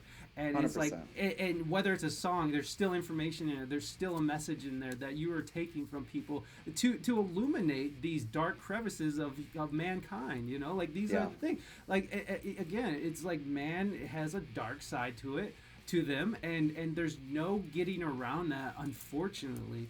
And there's a lot of good people out there, but there's a lot of piece of shit people like fucking Dick Cheney and fucking I don't know, you know, like people who are selling, like just real evil people with no pulses, like just running around the world, just blowing people up just for profit and shit. So there are real evil. That is a reality of life that has been a constant since we were fucking recording life, since we were writing shit down. There's kill always the other. Yes, kill the other that's different. Like get it or take that stuff. We need it. It's ours now. So tip or gore. Yeah, right. I feel like there's that side where people are just sociopaths and just don't have the ability to be to feel empathy and stuff like that. But then there's also the people that get censored, and or they're scared of saying what they actually feel, what goes on in their heads, that all this rage builds up so much that some people become criminals because of that. Where it's like, I just need an outlet, and that's probably how like school shootings and stuff like that. That's like one of the biggest reasons. That. Is totally. Like it's like your rage is you're not able to express your negative feelings and put them out there. You need to sit on them and have them boil inside of you more and more and more until you basically explode. Sometimes literally, and you know what I mean? And it's like, you're just not allowed because society's like, that's bad, you're not supposed to do that. But we should have the ability to somehow, express those feelings somehow without hurting somebody, so it's out there and outside of our bodies and our minds, so we don't do school shootings, you know what I mean? Things like that. Or you don't beat your wife and kids like We Speak English. Yeah. Damn it. God. Oh my God, don't say that. It's a joke, Twitch. It's a joke. Twitch, it's a joke. But just sort of touching on that is like that goes even further joke. To how people shut down conversations. They put down the other side and dehumanize the other side to the point where we start talking about them as if they should be dead. Those people over there should be dead. And disconnection. Sure. There's this huge disconnect too that happens, and like I mean I attribute a lot of what's going on right now to the internet and social media. Like we already talked about toxic. Yeah, the technology has advanced beyond. This is the thing about humanity. And you have to look at the functions of the brain, and you have to look at studies about social media, and you have to look at the technology curve versus the abilities of human cognition and human understanding. Is that we unleashed this technology on people without realizing what it would do.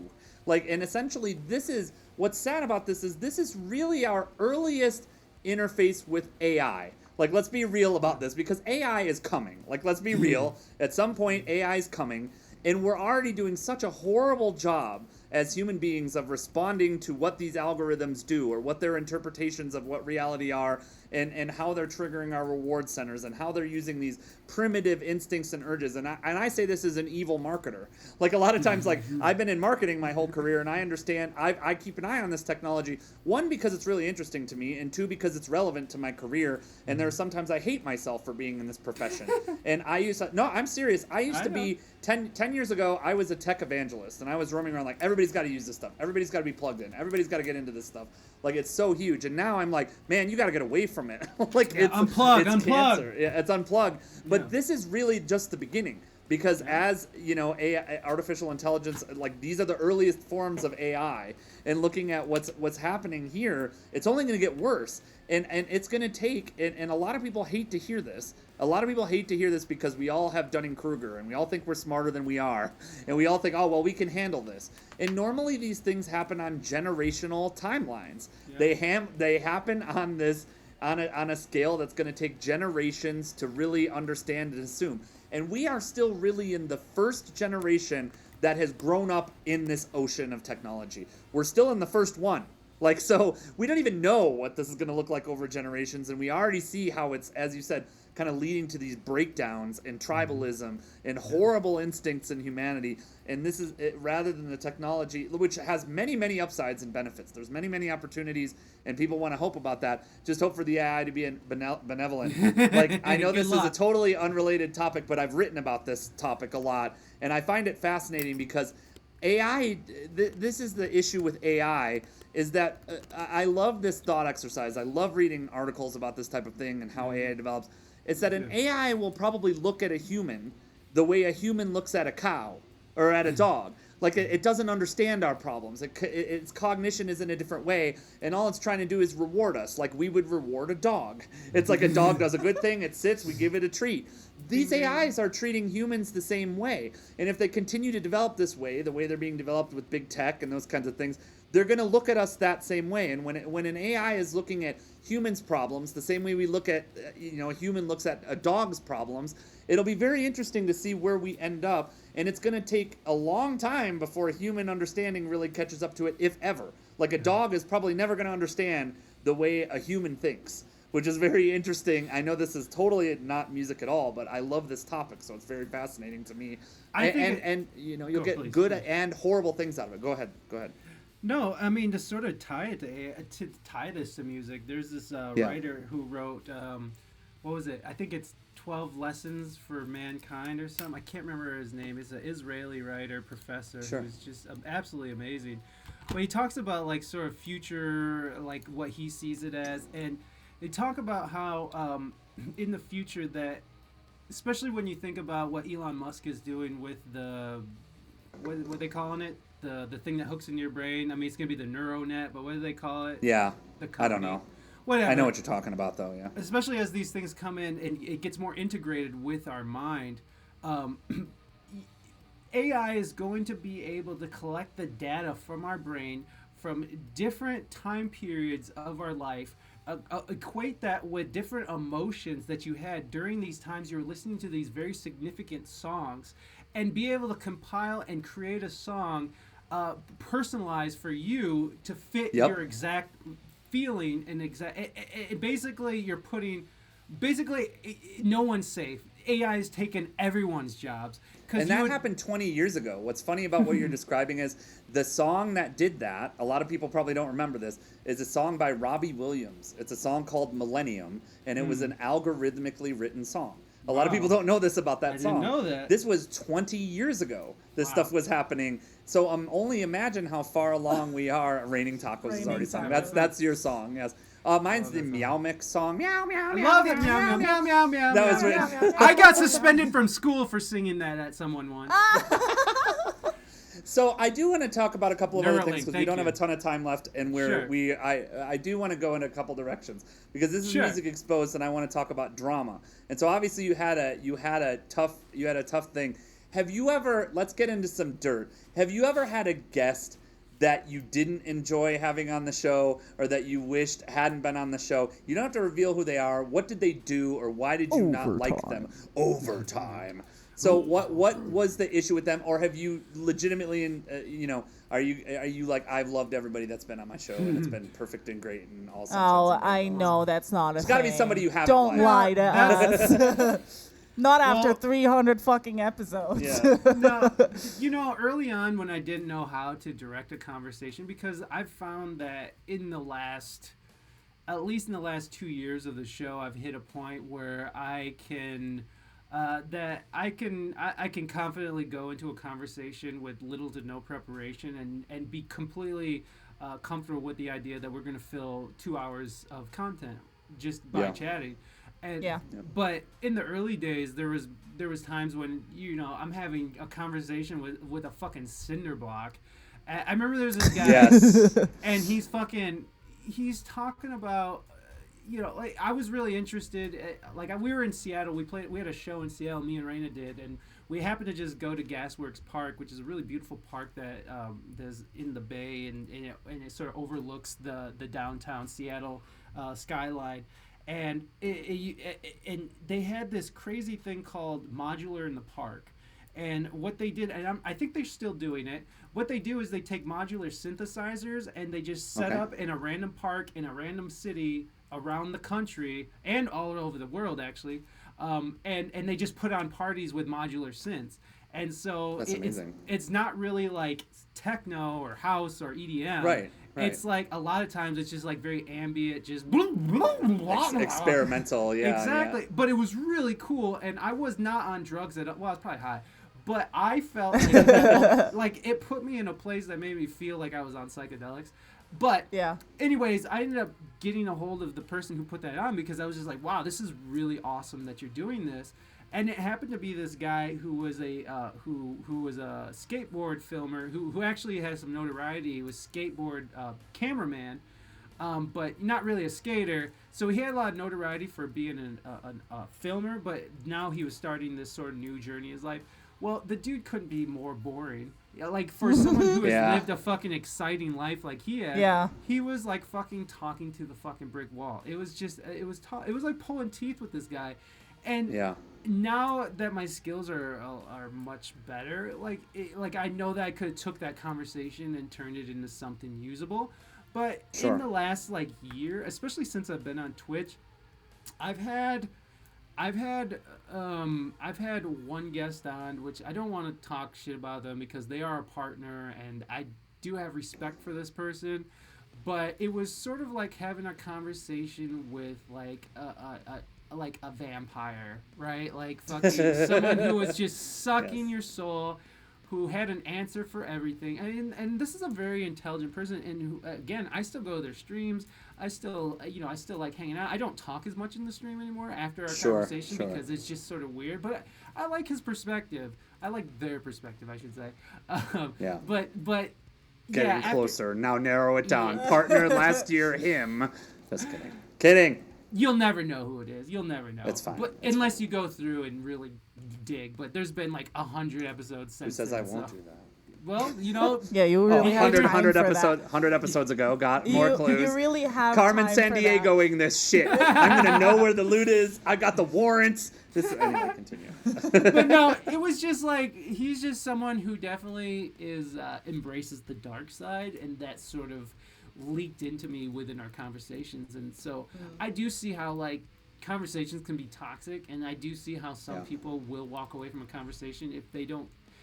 And I say you should walk away from a conversation if you are talking to someone who is unwilling to listen. Because if you're talking to someone who is unwilling to listen, then you're just dumping energy into the void. It's like when you play at a restaurant and like after every song, it's like deafening silence. No one claps. Yes. No one cares.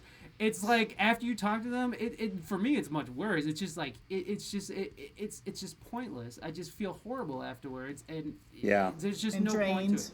And drained. Yeah. It was terrible. And yesterday I didn't feel drained because I didn't think the conversation went somewhere, because it definitely went somewhere. But yesterday, yes. It was a very different. It was a different kind of drain, because it was like I felt like I just hope I didn't like make this person's day horrible now. Exactly. Because I know how I felt, and I hope that they didn't feel that way. And I think there's a difference between like that type of being irritated or frustrated with someone and being like emotionally drained. That's obviously very emotionally draining, because it's forcing you to question who you are and question what your values are and what you're about, and like, am I good? Am I bad? And am I a racist piece of shit? Yeah, is that all existential? That's how I felt. I think about that shit all the time. I probably spend more time, as Sarah will attest, thinking about why I'm a piece of shit than I do about why I'm a good person. Look at that face. That's exactly why. It's like hard, dude. I do. Well, and I think that's obviously my biggest. It's very unhealthy, though. Yeah, it is. I'm the same way. I'm very hard on unhealthy. myself. I will just look at myself in the mirror and be like, you fat piece of fucking garbage, and be like, oh God.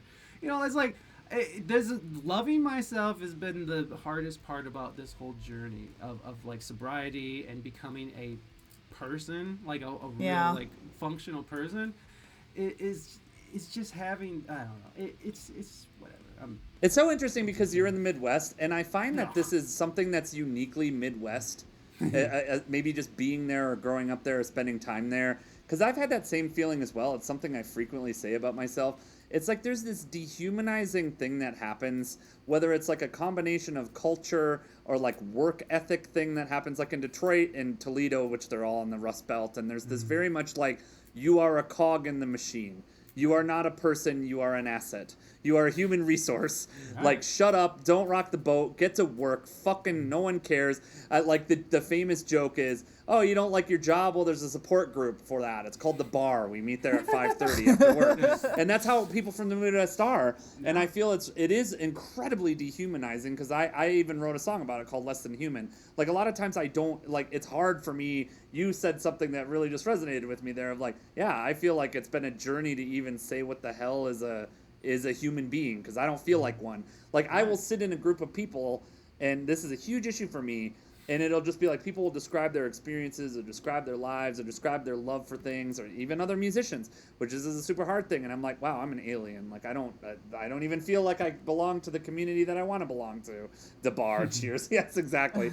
It's such a Midwest joke. But do you think that that's a thing in the Midwest? Like, I tend to find that is a lot of people who have spent significant time in the Midwest talk like that. And I'm just noticing it now that you said it, because I'm like, wow, that's an interesting point that I've only heard people from the Midwest say. I've never heard some California douchebags say that shit. California douchebags are so in love with themselves. Like, no worries, man. No worries. Like, and I'm like, in Detroit, Man, you gotta go into yourself and discover yourself. Zen, you know what I bro. mean? You need to like discover your true inner child, dude. And they're just like, they're so in love with themselves. And I'm like, people from the Midwest are exactly the opposite. They're so self-loathing. Like, I think everyone has that Rust Belt pride. Like, Space Bacon's even saying that. Like, I have not even thought about that until now. Thank you for those biddies. I've not even thought about that. What do you think about that issue as a Midwest expert? We speak English. Well, I can definitely agree with that, and because we kind of talked about this on my show, where like there's this sort of work ethic, and there's this sort of like you said, shut up and do your job, and you know, fucking take it out at the bar like a man, you know, take it out at the bar and cry. You were watching Be a Man. I saw you were watching Be a Man when we came over to your stream today. So I'm like, I love it so much because it's so real. Be a man. It is. Never call anyone back ever. Be a man. Be a man. If a car hits you, hit it back. Be a man. It's like, I love that shit so much. It's so good. It is so ridiculous, but it just resonates so perfect. Yeah, I think that there is something behind that. There's this sort of work ethic where like dreams are sort of you know, like you can have your dreams and hopes, but make sure you know that the reality is that you're gonna have to just work and slave away at something that you hate. You know, do something on the. Thank you. Do something.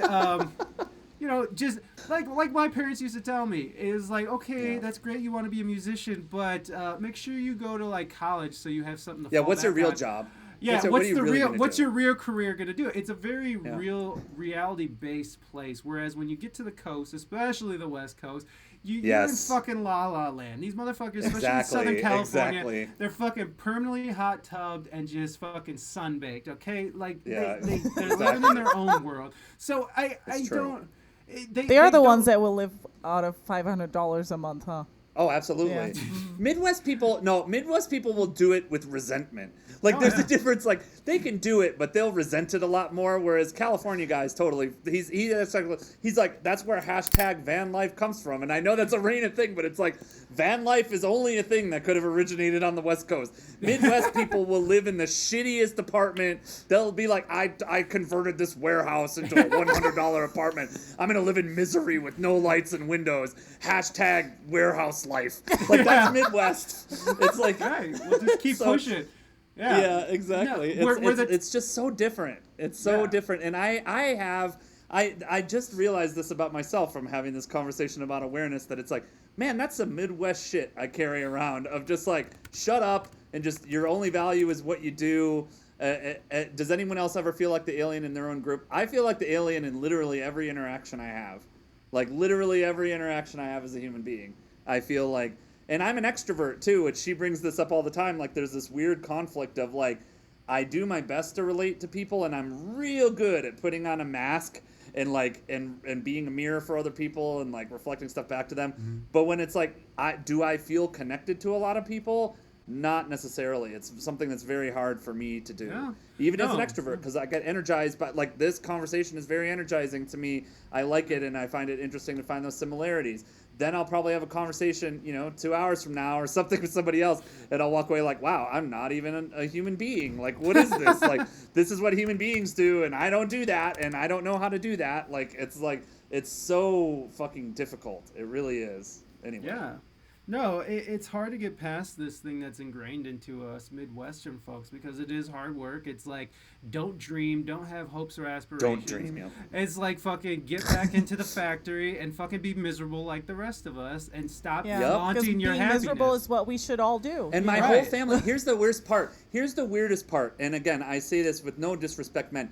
This is how my family approached music. I'm not even joking. This was their approach to music.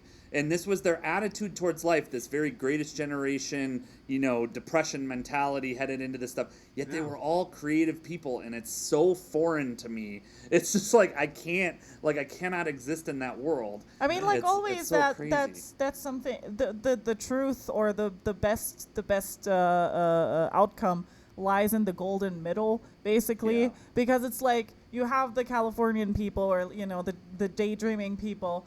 Who are like, oh, you can do anything. You just have to believe it, and it's going to happen one day. And I sometimes hate that because, like, some people just will say that to, if we talk about Twitch, to somebody who has been streaming for 2 viewers or 1 viewer for 3 years or something. And people are saying, oh, you're going to get there if you believe in it enough, like. But there's no criticism that actually gets the person somewhere and further and to improve themselves to be actually able. No, they're like, wow, one day I will get to that 3rd viewer, and it's like, no, dude. Either like you're probably boring as a beanbag, and it's like just fucking. Just do something else. You have a talent. Everybody has a talent for something. Everybody is good. That I agree with that. No, everybody is good special. at something. No, I'm not saying everybody's special. I'm saying everybody is good at something. And that can be working at a company bagging groceries. Yeah, you can be the best amazing bagger at that. Yeah, you can be the best bagger. You can be the best bagger. But like, and that's okay. Find what is good to you, or what works for you and what makes you happy, and but don't like that bullshit of like everybody can make it, everybody is a rock star. Just believe in yourself and keep going at it, and you're gonna get there. That is a wrong thing. Also, the same as you just have to work this horrible job and be miserable your entire life, because when you're 70. You can retire and then live your life. Five years of life where you're in horrible health. Yeah, where you're chronic pain. Chronic pain, and you can't really do anything. Like you can't really like jump into a lake or something. You have to slowly like waddle into it. Like you can't. No. So the truth is just in the middle, and I think it's difficult to find that middle. So for I yourself. want to ask this too, because we're getting into it, and I love this talking. This is kind of the inside baseball stuff I wanted to get into. So have you ever had an artist on your show that you were like, you almost wanted to tell them that? You're like, wow, like, I don't know if this is the best thing for you. Or like you would hear their opinions on something or their mentality and you'd be like, man, have you ever had that feeling when you're talking to somebody, or have you ever been bold enough to actually say that to somebody? The short answer is yes. I will hold people accountable, and I will take people to task. Like, I don't mind that, because again, if I'm gonna be open to have my ass handed to myself, then you better fucking believe that it's gonna go the other way. Now, do I do that all the time? Am I an asshole to my guests? No. But there are ways of sort of approaching a subject to sort of that you could finesse a subject that leads people to their own conclusions and without putting any kind of rude shit into their head. Of course. But I do think it is a disservice when people do tell people who honestly, like I'm trying to be a musician, but I only practice once a week, and I kind of do it sometimes, but I'm really into it, and it's the only thing I care about, but I only work at it half-assed. And then you come over and you hear their beat and they're like, or whatever it is, in their song, and it's crappy, and you're like, oh, that's good, keep going. It's like, for me, that's not in me. For me, it's like, hey, I see the potential here, and I see what you're trying to do, but you need to work more on this. Yeah. You need to really work at finding your sound, finding what it is that you're trying to do. What is your art? Who are you as an artist? Yeah. because all Right. I'm hearing is something that sounds like an amateur. And that sounds kind of rude, but it's better than me and be like, hey, that's cool. Yeah. And on the other hand, when it comes to my show, I don't invite people on that I don't necessarily think is ready Sure. or Yeah, of course. has music that people hit me up all the time, and then they have like their SoundCloud beats, and I'm not rude and I'm not an asshole, but it's like sometimes I have to be like, hey, I just want you to know that thank you for thinking of me, but to be honest, sounds like that you need to work on your craft a little more. Please work on your craft. Wait, you and, hit me up next I just year. have such a horrible sense of humor, and my head keeps going back to these horrible jokes about We Speak English Good, and I love him, and he's not actually canceled, okay, chat? Mike is and not canceled. I'm not sitting here that he's like, dear sir, I've recently taken a break from abusing my family to listen to peruse your SoundCloud beat. It is not up to my high standards. Oh my god! Yeah. I wonder what the poor people are doing. No, I don't beat my wife again. I don't. Oh, no, we beat don't. my We family. It's a joke, Twitch. No, It's a joke. It's just abusing It's a poor joke. I just love this idea of like someday. Okay, Sarah and I are both kind of agents of chaos, and I know you are too because I've seen you on a lot of our interactions and that kind of thing. And it's like sometimes I just want to send an email like that to somebody. I just want to so that they're so fucking confused. Like I tell this story about how I wrote the song "Drunk Pigs" on the last EP. And I did this as just an agent of chaos because the whole reason that song exists is because I wanted to send people a DM that said, hey, with no context, could you send me a recording of you making pig noises? And I did this. I sent this to like 15 different people. What were the reactions? I want to know the reactions. Most people, like the people, I could tell who was really my friends. I know this sounds really good because the people that were really my friends were like, sure, what do you need it for? And then I could tell the people who were like, what do you want? Like, what is this? Like there was a various thing, and that was all I wanted. I just wanted to see the reaction, and that's why that song, like people hear it, and like sometimes people, even when I still play it on stream, like I wanted it to have that the feel of the piece I had written was the whole reason the song is called Drunk Pigs, and what it is it's just about delusional fucking people and how they stay asleep and how stupid they are and how like it's that song. That's what it is like. It's the relationship of one of these people that's totally delusional about society to society, and we're all just drunk and stupid together. And so I wanted it to be really jarring. Like the beginning of that song when it hits, some people are still like, attacked, oh Space my Bacon. God. But to me, like I would almost love if I ever got a DM from someone I didn't like that came across to send them some sort of response. Pardon, dear sir or madam, I am scribing this message to my message boy via fucking rev.com while sitting on my porcelain throne. Just something like that to somebody. Right. I just love that ability. I went back on that DM. He was like, send me a recording. Hey, send me a recording of you doing pig noises. And my first response was, why? And then the second response was the pig noises. Hold on, I will find the exact DM here. Oh, where wonderful. is it? Okay. we need to there see you go. this. The Yes. one. Okay, so down here's there. what I sent her. I literally sent her, this is it, and I sent this to like 15 people with no context. And all it says is this: I need you to record yourself making some pig noises for me. And we were friends only at this time. Yes. So this was the text. I need you to record yourself making some pig noises for me. And I sent it to all these music streamers. Like just all these music streamers. And literally her response was, what? Why?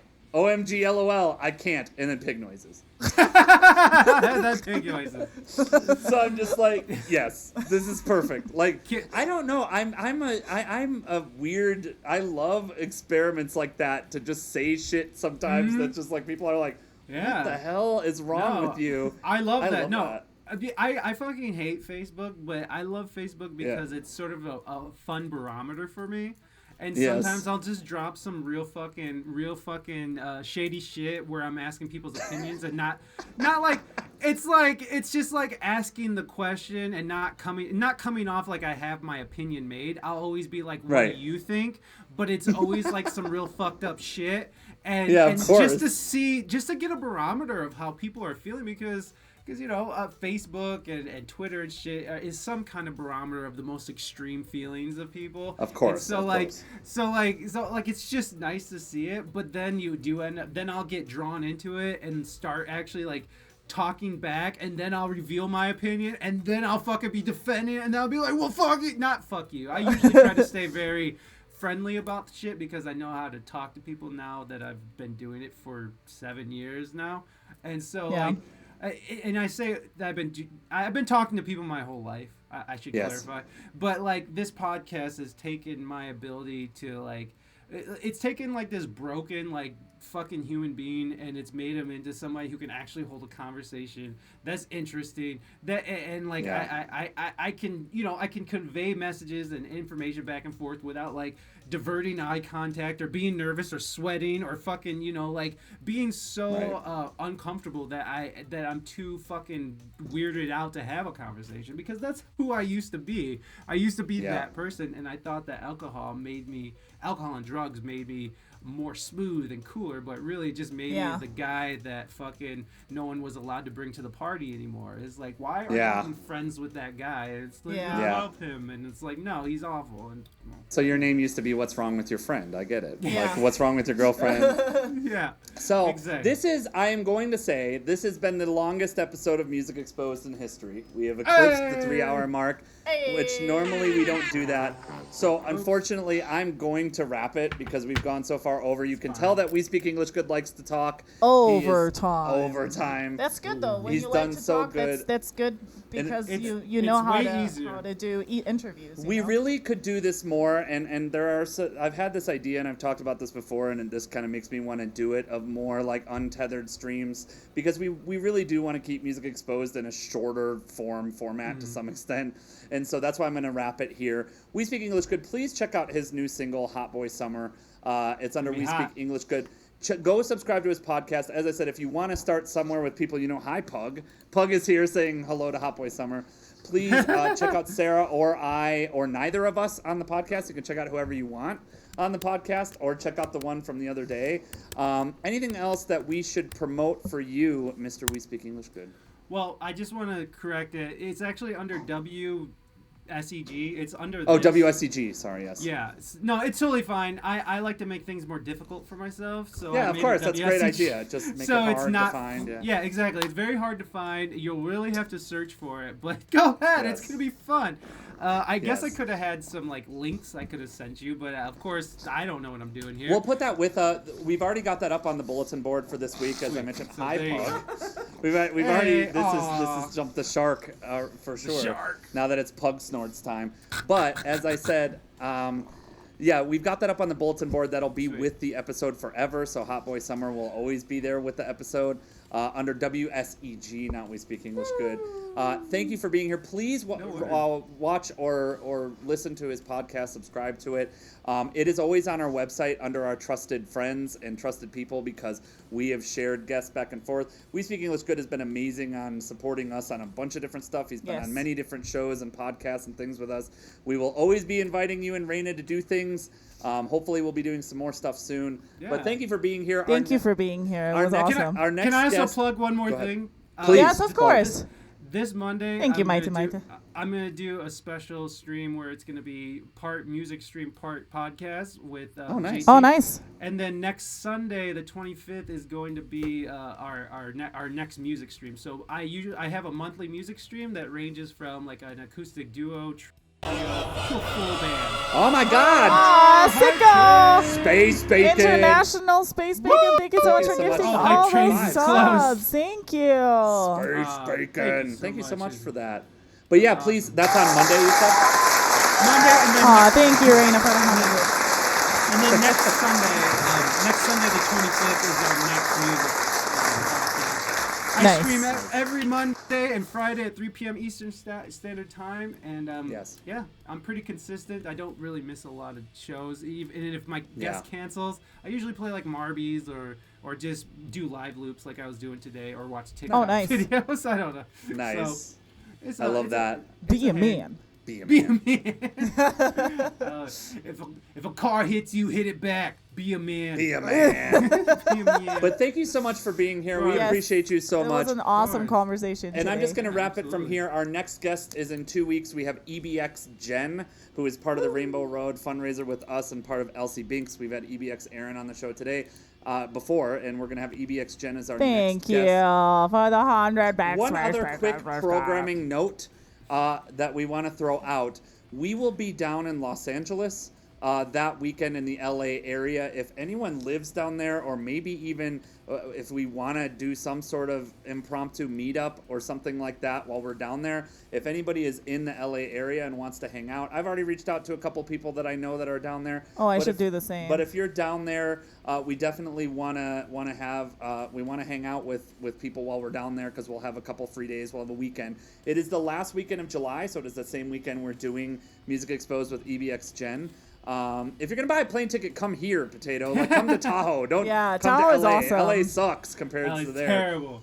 But yes, if we're gonna be in that area, so if you want to hang out with us, or if we maybe should throw together the idea of a meetup with a few people that want to get together or do something like that, we're definitely open to do that. Huge jam.